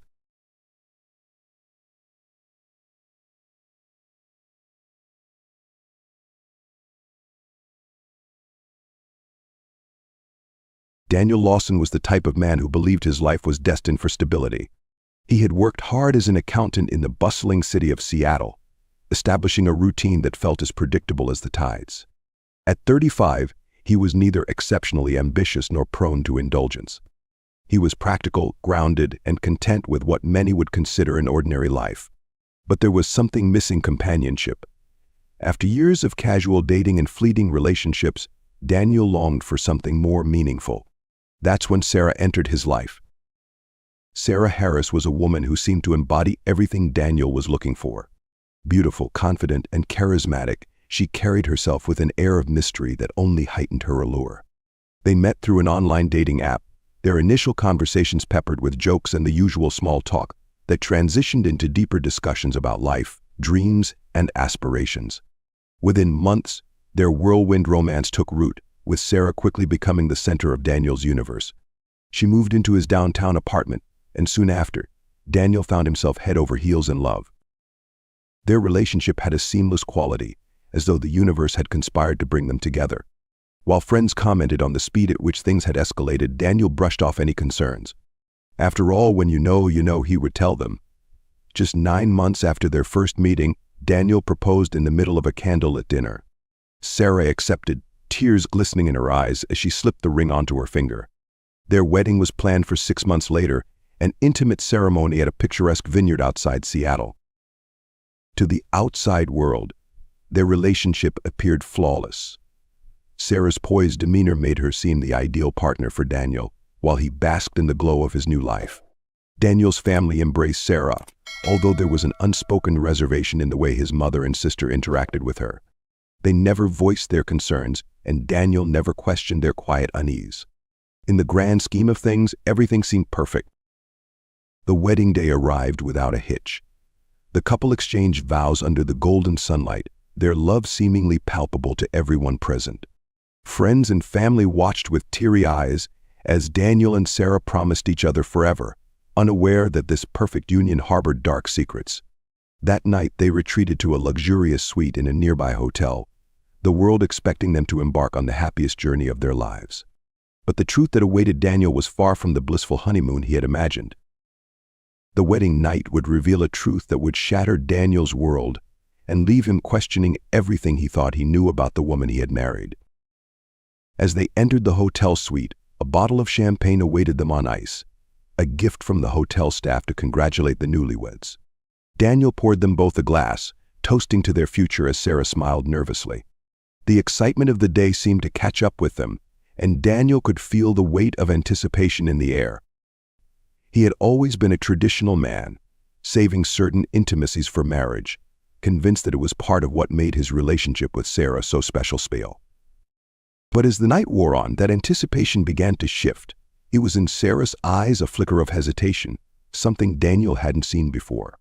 She suggested they sit down and talk, but Daniel, wrapped in the warmth of their new beginning, dismissed her concerns. They were married now, and any discussion could wait until the morning. What mattered was the start of their life together. It was only as they prepared for bed that Sarah's demeanor truly changed. She became withdrawn, her movements slow and deliberate. Something was off. Daniel, now keenly aware of the tension between them, questioned her. His voice broke the silence, soft but firm, asking her what was wrong. And that's when the truth came out. Her real name was Edward Harris. She had undergone gender reassignment surgery years ago, living as Sarah ever since. For the entire duration of their relationship, Sarah had carefully avoided revealing her past, believing that the love they shared would be enough to carry them through the revelation. But now, in the silence of the hotel room, the truth came rushing out in gasped sentences, as though it had been strangled by years of fear. Daniel stood motionless. He couldn't comprehend what he was hearing. In his mind, the woman he had loved, the woman he had vowed to spend his life with, suddenly ceased to exist. Rage, confusion, and disbelief surged through him in a flood of emotions. He demanded answers, his voice rising as Sarah Edward tried to explain. But in Daniel's mind, there was no explanation that could make sense of what had just been revealed. His fury took hold. In a blur of anger and betrayal, Daniel acted on impulse. He grabbed the nearest object, a heavy lamp, from the nightstand and struck Edward across the head. The force of the blow was sudden and brutal. Edward collapsed instantly, blood pouring from the wound as Daniel stood above him, shaking, his mind racing with disbelief at what he had done. The hotel suite fell into silence. The only sound was Daniel's labored breathing as he stared at the lifeless body of the person he had thought was his wife.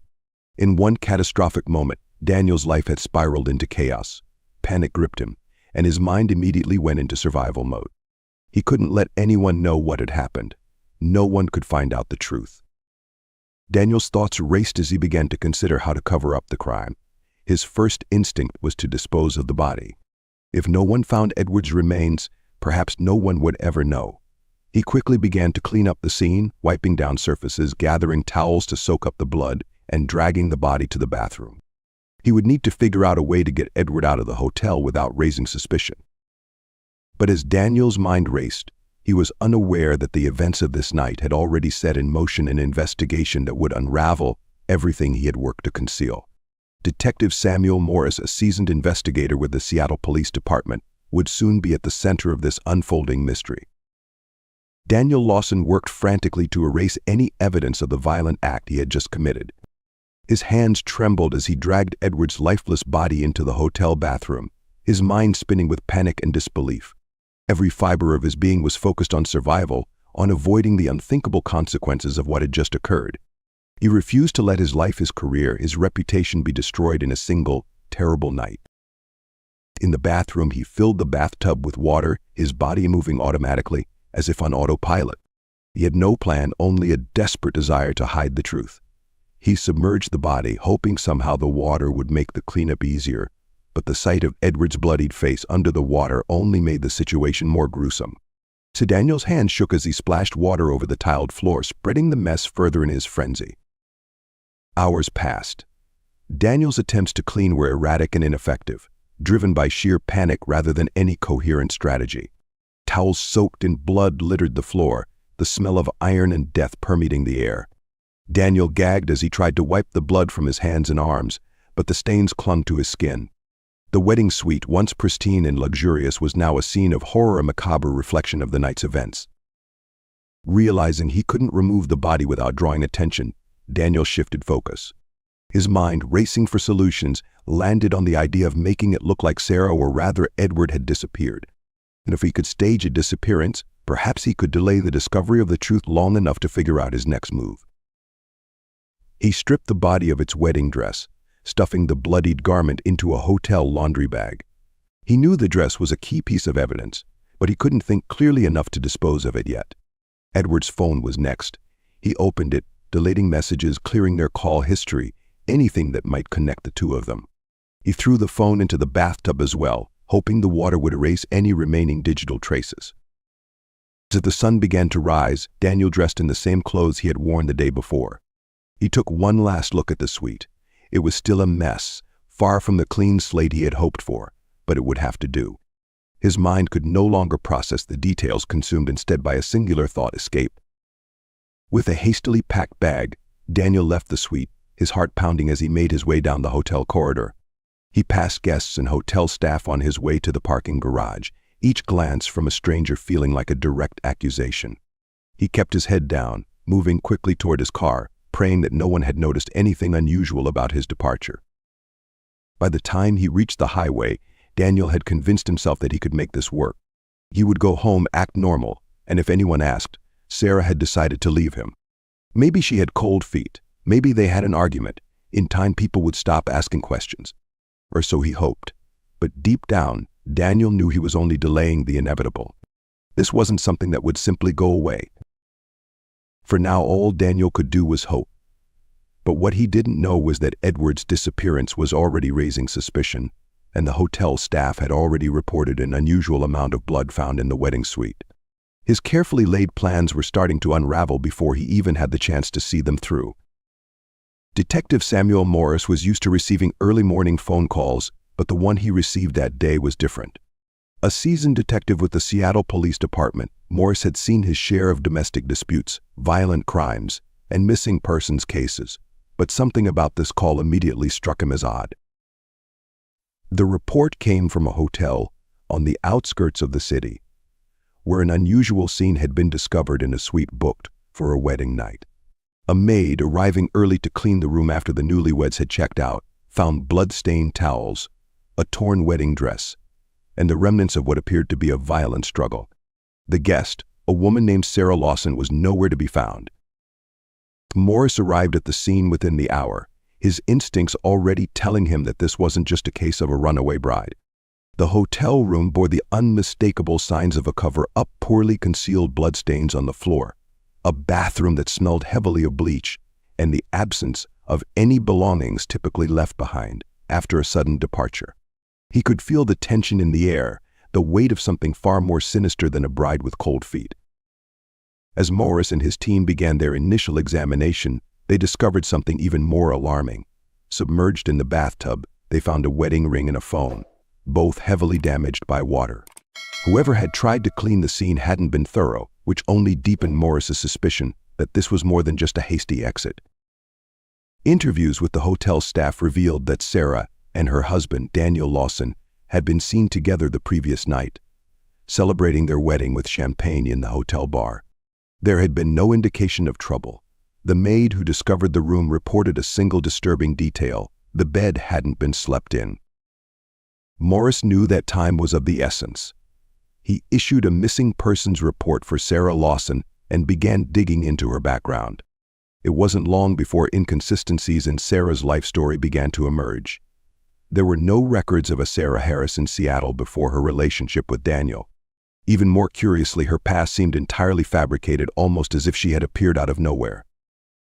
That's when Morris received a tip that would shift the investigation entirely. A former acquaintance of Sarah's reached out to the police after seeing the news about her disappearance. He revealed that Sarah wasn't who she claimed to be. She was Edward Harris, a man who had transitioned years prior and had been living under a new identity ever since. This revelation turned the case on its head. Now, instead of a missing bride, Morris was looking at a much darker scenario. Had Daniel discovered the truth about his wife's identity on their wedding night? And if so, what had he done in response? The detective's mind raced as he pieced together the possibilities. This wasn't just a disappearance, it was likely the cover-up of a murder.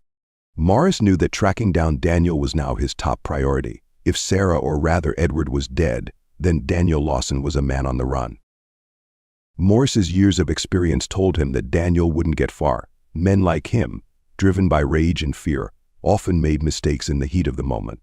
All Morris needed to do was find the cracks in Daniel's story. The investigation had only just begun, but already the detective could feel the weight of the truth lurking beneath the surface. Detective Samuel Morris stood at the center of the now cordoned-off hotel suite, staring at the mess that Daniel Lawson had left behind. The shredded wedding dress, the bloodstains, and the submerged phone told a story of panic, rage, and a desperate attempt to hide something terrible. But Morris had seen enough crime scenes in his career to know when a cover-up was poorly executed. He could almost feel the guilt, the fear, that had gripped Daniel in those frantic moments after the murder. By midday, Morris had enough evidence to treat the case as a homicide rather than a missing persons report. The absence of Sarah's body, combined with the bloodstains and other suspicious details, led him to one clear conclusion: Daniel Lawson had murdered Edward Harris, the person Daniel had known as Sarah. The next step was tracking Daniel down before he had a chance to disappear for good. Morris issued an arrest warrant for Daniel, now a suspect in the murder of his spouse. The first order of business was to alert airports, train stations, and border control agencies in case Daniel tried to flee the state or the country. A man like Daniel would want to run, to escape the weight of his actions. But Morris also knew that Daniel didn't have the kind of criminal background that would help him avoid capture for long. Daniel wasn't a hardened criminal, he was an accountant who had lost control. And that worked in the detective's favor. So back at the police station, Morris assigned a team to gather more information about Daniel's background. They needed to know his habits, his favorite places, and his connections. Detectives combed through his financial records, searching for recent purchases that might hint at his whereabouts. They reached out to his friends and family, asking if anyone had heard from Daniel since the wedding. But so far, no one had. It seemed Daniel had vanished without a trace, leaving behind only the wreckage of his life. Then came the break Morris had been waiting for. Daniel's car, a dark blue Honda Civic, had been spotted on a traffic camera heading south on the I-5 highway, just outside of Seattle. The timestamp put him on the road early that morning, only a few hours after the murder. Morris had a hunch that Daniel wasn't just trying to leave the city, he was heading somewhere specific. After digging deeper into Daniel's personal life, Morris discovered that Daniel had family in Oregon, a cousin who owned a remote cabin in the woods near Eugene. The cabin was rarely used, a perfect hideout for someone who wanted to disappear. For Morris suspected that Daniel was heading there, hoping to lay low until the storm blew over or until he could figure out his next move. Morris immediately alerted local authorities in Oregon, requesting their assistance in apprehending Daniel. He ordered a team of officers to set up surveillance around the cabin, ensuring that they could move in as soon as Daniel arrived. The detective knew that this was their best shot at capturing Daniel before he slipped away into the vast wilderness that stretched beyond the cabin's location. Meanwhile, Morris couldn't shake the gnawing feeling that something was still missing. The absence of a body weighed heavily on him. Despite the blood found in the hotel suite, there was no physical proof of Edward's death. Without a body, the case would be harder to prosecute. He needed more than just circumstantial evidence if they were going to charge Daniel with murder. As Morris drove toward Oregon to oversee the operation, he found himself reviewing the case in his mind, turning over every detail. There was still a piece of the puzzle missing, a part of the story that hadn't yet revealed itself. He had to hope that once Daniel was in custody, the truth about what happened on that wedding night would finally come to light. Daniel Lawson drove southward, his mind a chaotic swirl of panic and desperation. The gravity of his actions weighed down on him like an anchor, pulling him deeper into despair with every passing mile. He knew he couldn't turn back now. The moment he had struck Edward, everything had changed. There was no undoing what had happened in that hotel room. His life, once so structured and predictable, had become a nightmare in the span of a few violent minutes. Daniel's destination was clear in his mind, his cousin's cabin in the Oregon woods. He hadn't spoken to his cousin in over a year, but the cabin was isolated, a place where he could disappear for a while and figure out what to do next. As he sped down the highway, Daniel tried to convince himself that he could still salvage some semblance of a future, but deep down, he knew it was only a matter of time before the police caught up with him. Every car he passed, every set of headlights in his rearview mirror, felt like a threat. He expected flashing lights and sirens at any moment. The pressure was unbearable. He had barely slept in the past 24 hours, his mind replaying the events of the wedding night on an endless loop. Edward's face haunted him, the expression of fear and surprise when Daniel had lashed out. It wasn't Sarah. It was never Sarah. All of it had been a lie, and Daniel couldn't cope with the weight of that betrayal.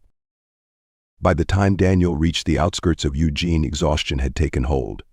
His hands gripped the steering wheel tightly as he navigated the winding roads that led to the cabin.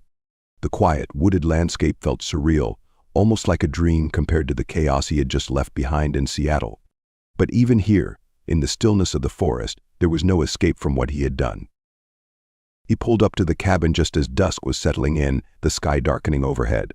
The air was cool and quiet, the only sounds coming from the rustling of leaves in the breeze.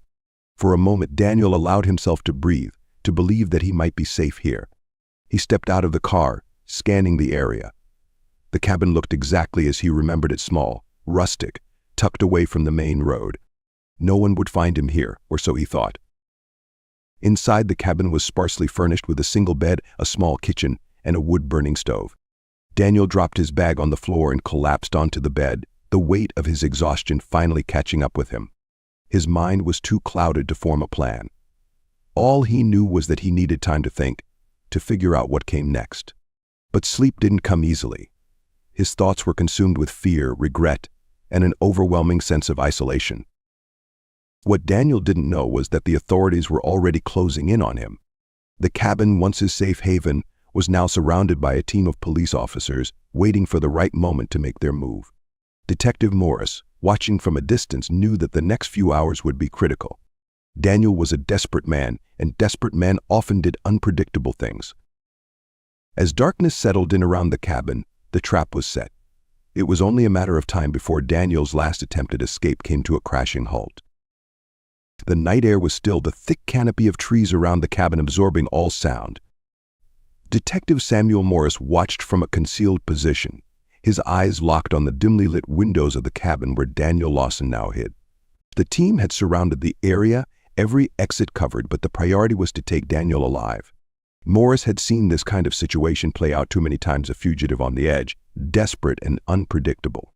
Any misstep could push Daniel to do something irrational, perhaps even violent. Morris gave the signal for the team to move in, their approach silent and methodical. They had waited until Daniel was deep into the night, exhausted, likely too tired to react quickly. As the officers positioned themselves outside, Morris felt the weight of the moment. Daniel wasn't a career criminal or someone used to life on the run. He was an ordinary man whose life had spiraled out of control in the blink of an eye. That made him dangerous, but it also made him fragile. The first sound Daniel heard was the soft thud of footsteps on the cabin's porch. Groggy and disoriented, he jolted awake. His heart hammered in his chest as he instinctively reached for the door, but before he could make it, the unmistakable sound of someone pounding on the wood echoed through the room. "Daniel Lawson, this is the Seattle Police Department. Come out with your hands up." The voice was firm, unyielding, cutting through the stillness. Panic surged through Daniel's body. His first instinct was to run, but there was nowhere to go. The walls seemed to close in around him as the reality of the situation became clear. He was trapped. For a moment, Daniel hesitated, his mind racing. Could he negotiate? Could he somehow explain what had happened and convince them it was all a terrible accident? He imagined the headlines, the courtrooms, the prison sentences that awaited him. His future, everything he had built, was gone. His entire life had collapsed in a single, irreversible moment. The pounding on the door grew louder, more insistent. "Daniel, we know you're in there. But don't make this harder than it has to be." Sweat poured down his face as he realized there was no way out. His thoughts scrambled between surrendering and doing something drastic, but in his heart, Daniel knew he was too tired to fight anymore.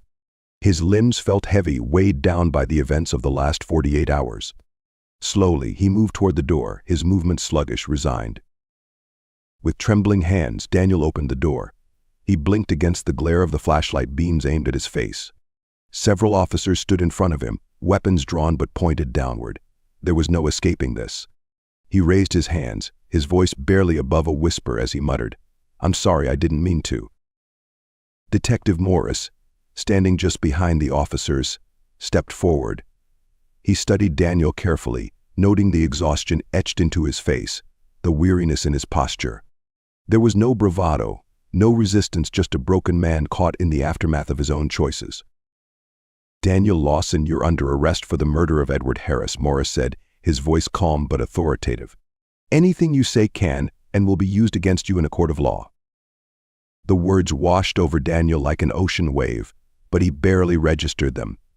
As the handcuffs clicked around his wrists, he felt his body go numb. It was over. The finality of it settled into his bones as the officers led him away, leaving behind the isolated cabin that had been his last hope of escape. Morris watched as Daniel was placed into the back of a police car, his mind already racing ahead to the next steps in the investigation. There would be an interrogation, a trial, and eventually the truth about what had really happened in that hotel suite would come out. But for now, Morris felt a grim sense of satisfaction. The hunt was over, and the suspect was in custody. The trial of Daniel Lawson captured the attention of the entire city. What began as a high-profile murder case soon revealed layers of complexity that neither the media nor the public had anticipated. For weeks, reporters dissected every detail of the case, the scandalous nature of Edward Harris's hidden identity and Daniel's violent reaction making it a subject of nationwide fascination. As the courtroom filled each day, Detective Samuel Morris sat quietly in the back, observing the proceedings. He had been instrumental in bringing Daniel to justice, but there was still much to uncover about that fateful night. The prosecution laid out their case meticulously, detailing how Daniel had killed Edward in a fit of rage after discovering the truth about his spouse's gender identity. The evidence was damning: the bloodstains in the hotel suite, the recovered dress, and Daniel's confession, though brief, all pointed toward a crime of passion. When Daniel took the stand, his appearance was markedly different from the man Morris had arrested weeks before.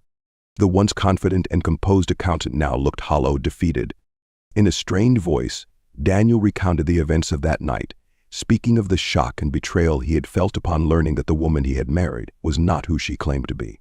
His account of the violent act was clouded by his own confusion and anger, but he never denied what he had done. The defense tried to argue that Daniel had acted in a state of temporary insanity, that his reaction had been driven by extreme emotional distress.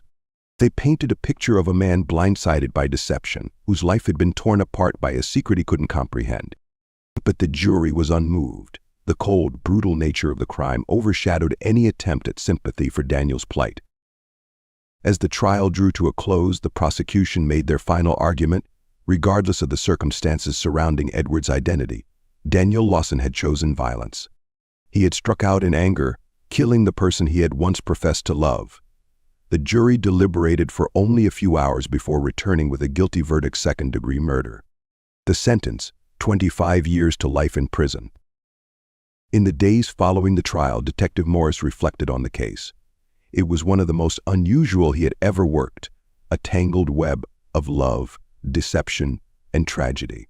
Morris knew that at its core, this wasn't just a story about a murder. It was about how fragile human connections can be, how secrets can destroy lives in an instant. Edward Harris had sought love and acceptance under a new identity, but the truth had led to his tragic demise. Daniel Lawson, once an ordinary man with a promising future, would now spend decades behind bars, haunted by his actions. As Morris filed away the last of the case paperwork, he couldn't help but feel a deep sense of sadness for everyone involved. There were no winners here, only shattered lives left in the wake of a single, violent night. The city moved on, as it always did, but the echoes of the case lingered. Morris, for all his years on the force, knew he would never forget it. It was a stark reminder that the most dangerous secrets are the ones we hide from ourselves.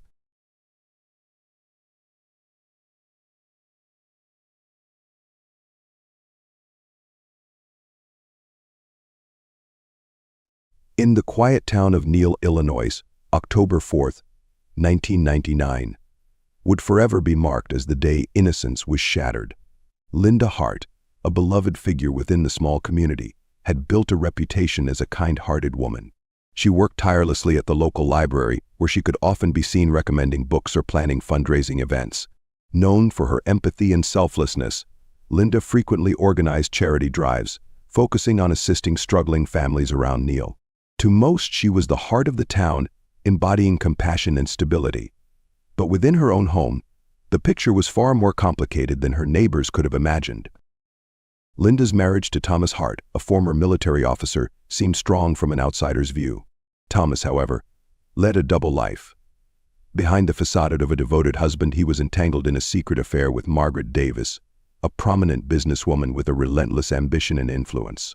Margaret wasn't merely interested in the thrill of an affair, she had aspirations beyond her financial success. Margaret saw Thomas not as a companion, but as a means to an end, and she was willing to push him far beyond the bounds of loyalty to achieve her ends.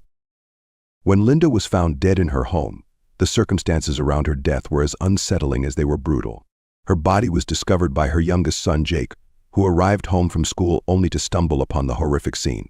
Evidence at the crime scene hinted at a violent struggle. Blood spattered the modest furnishings of the Hart residence, and the signs of forced entry suggested that Linda's death was not an accident. Within hours, the police were on site, and the gravity of the murder rippled through Neal, leaving its citizens anxious and fearful. Detective John Whittaker, a seasoned investigator known for his meticulous approach to solving even the most cryptic cases, was assigned to lead the investigation. Whittaker's reputation preceded him, with years of service and a keen eye for unraveling convoluted schemes. As he examined the scene, one thing became abundantly clear: Linda's death was not the work of a lone intruder. Whoever was responsible had orchestrated this murder with chilling precision, leaving minimal evidence and few immediate leads.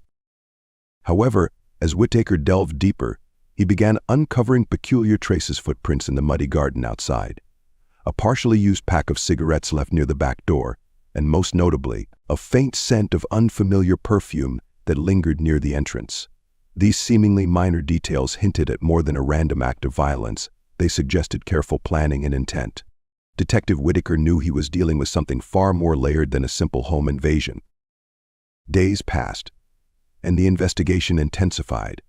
Interviews with friends, family, and acquaintances painted a picture of Linda's life, yet the cracks in her marriage started to reveal themselves. Soon, an unexpected detail emerged: Thomas Hart's affair with Margaret Davis. This discovery not only shocked the town but also laid the foundation for a deeper probe. Whitaker's suspicions were aroused further when phone records showed frequent, late-night calls between Thomas and Margaret, particularly in the days leading up to Linda's murder. Neil's peaceful veneer was beginning to fracture, revealing the darker motives that had festered beneath the surface. As Whitaker delved into the couple's financial records, an unsettling pattern emerged. Unexplained withdrawals and sudden transfers traced back to accounts linked to Margaret, and Thomas's spending habits raised eyebrows. The paper trail was faint but visible to an investigator with Whitaker's experience. These suspicious transactions suggested that a financial relationship, possibly one tied to a sinister plan, was in motion. It became increasingly apparent that Margaret was not simply Thomas's mistress. She was a manipulative force, perhaps even the architect of a scheme aimed at eliminating Linda from the picture altogether.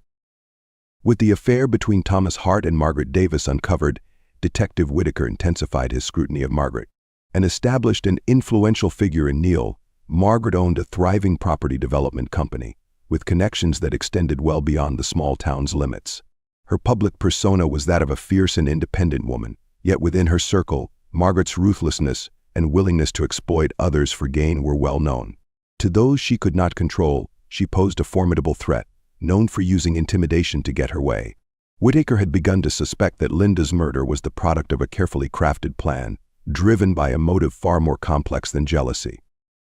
Margaret's manipulation of Thomas was deeply rooted in control. Having ensnared him in the affair, she then turned the tables on him, using their illicit relationship as leverage. According to records and testimony from friends, Margaret had been pressuring Thomas for months, insisting that he take care of his marriage, which she saw as an obstacle to their continued affair. When Thomas resisted, fearing the impact of a divorce on his children, Margaret's tactics shifted. Threats replaced promises, and she began to openly blackmail him, suggesting that she would expose the affair to Linda and the entire town if he didn't comply with her demands. Driven into a corner, Thomas found himself trapped in a scheme he couldn't control. Witnesses later described him as a man burdened, often seen walking the streets in the early morning hours, as though he were carrying an unbearable weight. Despite his guilt, his reluctance to take action only seemed to further fuel Margaret's aggression. Soon, her threats escalated from exposure to something more sinister. Margaret devised a brutal plan to eliminate Linda, hiring 3 known criminals from a neighboring city. Peter Randall, George Miller, and Patricia Milan each had criminal records marked by petty theft and minor offenses, making them the perfect, disposable pawns for the task. Through anonymous channels, Margaret funneled money to the trio, securing their loyalty and silence with promises of a substantial payout upon completing their mission. As the plan took shape, Patricia, whose expertise lay in planning and coordination, developed a meticulous timetable, instructing Peter and George on their roles. Their task was clear: enter the Hart residence, silence Linda, and leave no trace behind. The night of October 4th, 1999, became the critical juncture. With the help of Patricia's oversight, Peter and George forced entry into the Hart home. Though Linda put up a fight, her efforts were overpowered. The brutality of the murder suggested both desperation and anger, with Linda's last moments marked by a struggle that left her bruised and bloodied, the home's interior bearing the evidence of a life taken too soon. The murder was swift, yet chaotic, and in their haste, Peter left behind a vital clue: his DNA, smeared on a piece of furniture that had been knocked over during the violent encounter. In the immediate aftermath, Margaret remained resolute, distancing herself from the crime as the shock of Linda's death rippled through the town. She calculated her every move, certain that her connections and planning would shield her from suspicion. But Detective Whitaker, armed with intuition and persistence, sensed the underlying threads of a conspiracy, and he knew it was only a matter of time before he could connect the evidence to those responsible. The pieces were there, hidden beneath layers of deceit, waiting to expose the culprits.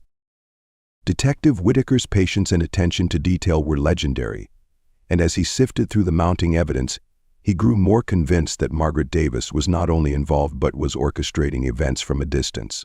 Initial DNA samples taken from the crime scene were rushed to the forensics lab, and within days, results identified Peter Randall as a match. His criminal history, paired with his connection to known associates of Margaret Davis, painted a compelling picture of conspiracy. Phone records and financial transactions became the core of Whitaker's investigation. Margaret's seemingly airtight plan began to crack as Whittaker and his team unearthed a series of bank transfers originating from a shell account under Margaret's control. These transactions aligned suspiciously with Linda's murder, particularly one transfer made directly to Patricia Milan's account, only days before the killing. This single piece of evidence placed Margaret's involvement beyond reasonable doubt. It was clear that she had funded Linda's murder. As Whittaker probed deeper, he found that Margaret had taken elaborate steps to keep her tracks covered, but small inconsistencies began to surface. Phone records showed that Thomas had been receiving late-night calls from Margaret around the time Linda's murder was being planned, a time when he claimed he had been attempting to distance himself from her. Yet the tone and frequency of these calls suggested something different, a tightening grip on a man unraveling under pressure. Thomas, meanwhile, had grown paranoid. Colleagues and neighbors noticed his increasingly erratic behavior, which suggested an inner turmoil that no amount of composure could hide. Whittaker seized on Thomas's vulnerability, pulling him in for questioning as an informal witness. During the interview, Thomas appeared fraught with nerves, his responses evasive. The detective noted every tremor, every hesitant glance. Beneath his exterior, Thomas was breaking under the weight of guilt, yet he stopped short of directly implicating Margaret, perhaps out of fear, or perhaps loyalty. But Whittaker sensed that the truth was slipping closer to the surface with each passing day. Days turned into weeks, and Whittaker's team uncovered damning evidence that solidified the connection between Margaret and the hired perpetrators. Security camera footage from an ATM showed Patricia Milan making a withdrawal just hours before Linda's murder, a withdrawal that matched the sum wired from Margaret's account. The timeline of transactions, combined with the physical evidence, formed a damning portrait of a premeditated crime with Margaret at its helm. As each new piece of evidence surfaced, the town of Neal braced itself for the fallout, realizing that the prominent and once respected Margaret Davis might have orchestrated the tragic murder of one of their own. With the evidence stacking up against Margaret and her hired accomplices, Detective Whittaker began the arrests. First to be detained was Peter Randall, whose DNA placed him directly at the crime scene. His arrest was swift and silent. He was picked up from his dilapidated apartment in a nearby city, handcuffed and whisked away before he had time to resist. During his interrogation, Peter remained stoic, refusing to speak beyond confirming his name. But the evidence against him was undeniable: his DNA on the furniture, his bank records linking him to Margaret's transfers, and his known associations with both Patricia and George. George Miller was apprehended next. Unlike Peter, George was visibly shaken when detectives arrived at his workplace. Known for his minor criminal exploits, George was unaccustomed to high-stakes crime and quickly crumbled under pressure. During his initial questioning, he repeatedly mentioned Patricia Milan, casting her as the one who called the shots and managed the details of the crime. Although he did not implicate Margaret directly, his statements provided a critical insight into the hierarchy within their operation. Detective Whittaker knew that Patricia Milan would be the toughest to break. As the alleged coordinator of the murder, Detective Whittaker knew that Patricia Milan would be the toughest to break. As the alleged coordinator of the murder, she was smart, calculated, and well-versed in keeping her dealings hidden. When the police finally located her in a rented apartment outside of Neal, Patricia didn't resist arrest, but her cold demeanor indicated a confidence that rattled even seasoned officers. She met Whittaker's questions with indifference, responding only in clipped, vague answers that revealed little. However, as the pieces of the investigation closed in on her, Patricia's resolve began to falter. In a crucial breakthrough, Whittaker obtained an encrypted notebook from Patricia's belongings, a carefully coded ledger that, once decoded, revealed payment schedules and references to tasks. Though cryptic, one entry had a date matching Linda's murder, along with notes about payments to P&G, believed to be Peter and George. With this evidence in hand, Whittaker was certain he now had Margaret's direct chain of communication with her hired criminals. The ledger linked Patricia to Margaret, and the final puzzle pieces began to fit together. The arrests of Peter, George, and Patricia sent shock waves through Neal, and people could hardly believe that someone as prominent as Margaret Davis could be at the center of such a horrific crime. But as more information trickled into the public eye, whispers grew louder. People recalled the subtle tension between Margaret and Linda, the strange way Margaret's business interests often veered into morally questionable territory. Speculations brewed over how deep her connections went, and why Thomas had allowed himself to become tangled in Margaret's schemes. The air was thick with anxiety, as if the whole town were watching the case unfold in slow motion, their trust shattered in someone they once held in high esteem. Detective Whittaker knew it was time to move on Margaret herself, the alleged mastermind. He arrived at her office with an arrest warrant in hand, accompanied by 2 officers. Margaret maintained her composure, smiling politely at Whittaker as if this were merely an inconvenience. As she was escorted from her office in handcuffs, reporters and townsfolk alike gathered outside, their disbelief giving way to anger and resentment. Margaret had always prided herself on her reputation, and now, before the entire town, her downfall played out in a public display of betrayal and shame. The trial was set to be the most high-profile case Neil had ever seen. The courtroom was packed with reporters, locals, and curious onlookers who had followed every twist in the investigation. Thomas Hart was called as a witness, his role ambiguous but crucial. He looked haggard, years older than his actual age, and the weight of the guilt was visible in his demeanor. On the stand, he answered questions with evident reluctance, admitting to his affair with Margaret and confessing that he had been blackmailed by her for months. However, he insisted he had never intended for any harm to come to his wife, describing his role as a passive one, albeit complicit by silence. The prosecution used Thomas's testimony to establish Margaret as the driving force behind Linda's murder. Margaret, they argued, manipulated Thomas into dependence, weaving him into her schemes until he was too compromised to back out. They painted her as a woman who saw people as pawns, each used to further her own agenda. Margaret's defense team, however, claimed that there was no direct evidence linking her to the crime, asserting that she had merely had a relationship with Thomas and nothing more. However, the prosecution's case grew stronger with each witness, particularly Patricia Milan, who had ultimately struck a deal in exchange for a reduced sentence. Patricia revealed details of the planning stages of the murder, implicating Margaret as the one who had orchestrated every step. According to Patricia, Margaret's hold over Thomas was chilling. She described Margaret as a master manipulator who threatened, coerced, and intimidated anyone who dared cross her. Patricia's testimony, combined with the financial records and evidence from the crime scene, made it nearly impossible for Margaret's defense team to dismantle the prosecution's argument. Finally, Whittaker presented the crucial ledger found in Patricia's possession.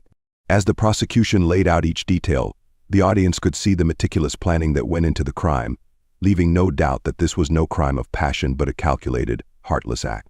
The court listened in silence, and Margaret, for the first time, appeared shaken, her facade crumbling under the weight of undeniable evidence. By the trial's end, the outcome seemed inevitable. Margaret was found guilty of first-degree murder and sentenced to life without parole, ordered to pay restitution to the Hart family. Peter Randall received a life sentence, while George Miller received 25 years due to his cooperation and lesser role. Patricia Milan, instrumental in exposing the plot, was sentenced to 40 years, with the possibility of parole after 25. The trial's end marked a close to a harrowing chapter for the town of Neil, yet its scars ran deep. Linda's family mourned, not only her tragic death but the destruction of their family at the hands of deceit and greed. As for Detective Whittaker, he returned to his routine, but his role in exposing this tragedy became a part of his legacy, a case that would serve as a warning and a lesson in training programs across Illinois. In the aftermath, Linda's law was passed, tightening penalties on harassment and establishing new protective measures for victims of blackmail and coercion. The courtroom verdict might have closed the legal chapter of Linda Hart's murder, but for the residents of Neil, Illinois, the effects of the crime continued to linger like a dark shadow over the town. As the news of Margaret's sentencing settled in, people in Neil found themselves grappling with feelings of betrayal, anger, and disbelief. Margaret Davis, a woman who had once embodied success and prestige, was now a convicted murderer, stripped of her reputation and left to face life in prison. In the weeks that followed, conversations at local cafes and church gatherings circled endlessly around the case. The townsfolk who had once admired Margaret's business success and charm now looked back and questioned everything they thought they knew about her. Parents warned their children to steer clear of ambition without compassion, and Margaret's family, humiliated and shunned, eventually left Neil altogether. Her estate, which had once been the centerpiece of her influence, went up for sale, attracting sightseers more than buyers. Thomas Hart, meanwhile, struggled to rebuild his life, burdened by the consequences of his actions. His job at the local mechanic shop became his only solace, though his interactions with co-workers and customers were now clouded by distrust. His 2 children, especially Jake the youngest who had found Linda's body, were left with deep psychological scars. Friends and neighbors distanced themselves from Thomas, seeing him not as a victim of manipulation, but as a complicit when Margaret had spun. The Hart family, once admired, became a tragic emblem of betrayal and shattered innocence, their lives forever marred by choices that had been so far beyond their control. Detective John Whittaker moved on to new cases, but he couldn't shake the weight of this one. Linda Hart's murder had been one of the most intricate and heart-wrenching cases of his career, a textbook example of how manipulation could escalate into horror. It changed him, bringing a new level of vigilance and skepticism to his work. His detailed notes and reports from the case would later serve as a basis for training materials in police academies across Illinois, a reminder to law enforcement officers of how even small-town crimes could conceal layers of planning and premeditation. The tragedy of Linda Hart's murder reverberated far beyond Neal's town limits. In the months after the trial, Illinois' lawmakers began discussions around a new piece of legislation, inspired by the manipulation and coercion that had ultimately led to Linda's death.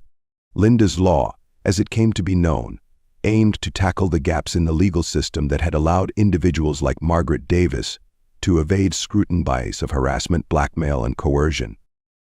Linda's Law focused on expanding the definitions of harassment and introducing harsher penalties for anyone proven to engage in blackmail that could lead to harm. It provided police departments with broader investigative powers in cases of domestic threats and introduced special training for officers, teaching them to recognize signs of coercive control and psychological abuse. Law enforcement agencies across Illinois were mandated to follow specific protocols in cases where one partner showed signs of manipulating or threatening the other, even if no physical violence had occurred. Linda's Law was hailed as a landmark piece of legislation. Advocates for domestic violence victims saw it as a breakthrough that recognized the deadly potential of psychological abuse. Though Linda's case was tragic, her name became synonymous with the movement for increased protections and vigilance, an enduring symbol for those fighting against coercive relationships and manipulation. Whittaker, deeply moved by the impact of the case, was invited to deliver training sessions based on his experience with the investigation. He recounted every painstaking detail: the careful unraveling of Margaret's motives, the slow but certain linking of evidence to Thomas, and the relentless pursuit of justice for Linda. For the officers in training, Whittaker's account served as both a sobering warning and a lesson in the importance of patience, precision, and empathy when investigating crimes born out of personal manipulation and greed. For Neal's community, Linda's Law represented not only the legacy of a cherished woman, but a hope that no other family would have to endure betrayal that had destroyed the Harts. Years passed, but the tragedy that befell Linda Hart remained etched in the memory of Neal, Illinois. The events surrounding her murder, the arrests, and the subsequent trial were gradually absorbed into the town's history, but they never truly faded. Every October 4th, the townsfolk held a quiet vigil in Linda's honor, gathering at the library where she had devoted so much of her time and energy. Surrounded by flowers, candles, and quiet reflections, Linda's legacy as a compassionate soul dedicated to her community endured. Thomas Hart, still living in Neal, lived a quiet and solitary life, working odd jobs and carrying the burden of a past he could never fully escape. His children, especially Jake, bore their own scars. Jake had struggled to reconcile the loss of his mother and the bitter truth about his father's role in it. After years of therapy and moving away for school, he eventually found peace, though it took time and distance from Neal to heal. Jake rarely returned to the town, but he never missed sending flowers to the vigil each October. Margaret Davis's life sentence brought some solace to the Hart family, but for those who had known her, the memory of her betrayal served as a lesson in the dangers of unchecked ambition and manipulation. Her case continued to be studied by criminologists and psychologists alike, her calculated actions illustrating the darkness that could lie beneath a charming exterior. She remained in prison, a figure of both infamy and caution, rarely seeing visitors or making any contact with the outside world. In time, even her family distanced themselves, eager to escape the shadow of her crimes. Detective John Whittaker continued his career with a newfound commitment to understanding and addressing the nuances of psychological abuse and manipulation. Linda's Law became a cornerstone of his work, inspiring police departments across Illinois to take coercive control and blackmail as seriously as physical violence. Whitaker retired a decade after Linda's case, but he remained involved in police training, using her story to teach younger officers the importance of seeing beyond the surface in every case. In Neal, Linda's law took on a profound significance as locals saw it as a tribute to a woman who had exemplified kindness, only to fall victim to betrayal. The law became a part of Illinois' legacy, extending protections for those vulnerable to emotional manipulation. Linda's story was more than a case, it was a reminder of resilience, justice, and the power of change in the face of tragedy. The town eventually returned to its rhythm, but Linda's memory lingered as a gentle presence. Her portrait hung in the library, a plaque beneath it inscribed with the words, "In memory of Linda Hart, a light that shines through kindness, remembered always."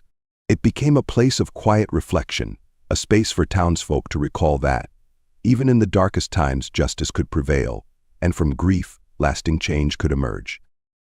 Years after the case that had changed Neal forever, the town had settled back into its familiar calm, though Linda Hart's story was woven deeply into its fabric. The library, where she had spent countless hours working and giving back, was renamed the Linda Hart Community Library, symbolizing her enduring legacy.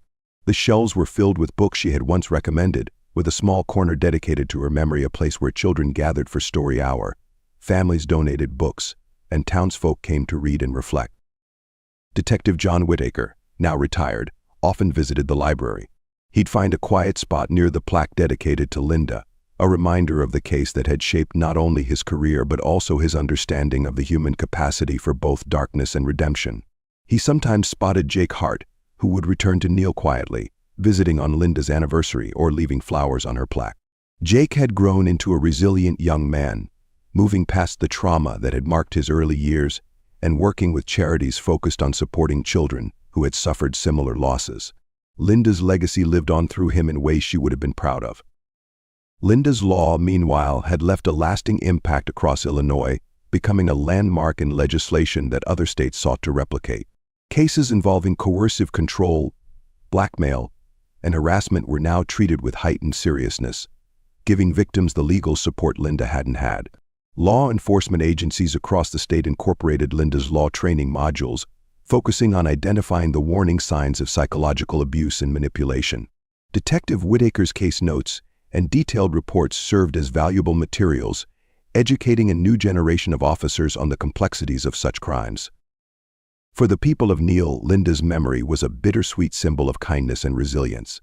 Her story was no longer only one of tragedy, but of transformation. Linda's life and death had inspired changes that protected countless others from similar fates, reminding the town and eventually the state that justice and compassion could grow even from unimaginable loss. As autumn leaves blanketed Neal each October, the library vigil continued, townsfolk gathering quietly to honor Linda's life and legacy. The plaque bearing her name read, "In memory of Linda Hart, a beacon of kindness whose light will never fade." It was a small, steady reminder that although her life had been taken too soon, the values she lived by had taken root, leaving behind a legacy that would guide and protect others for generations to come.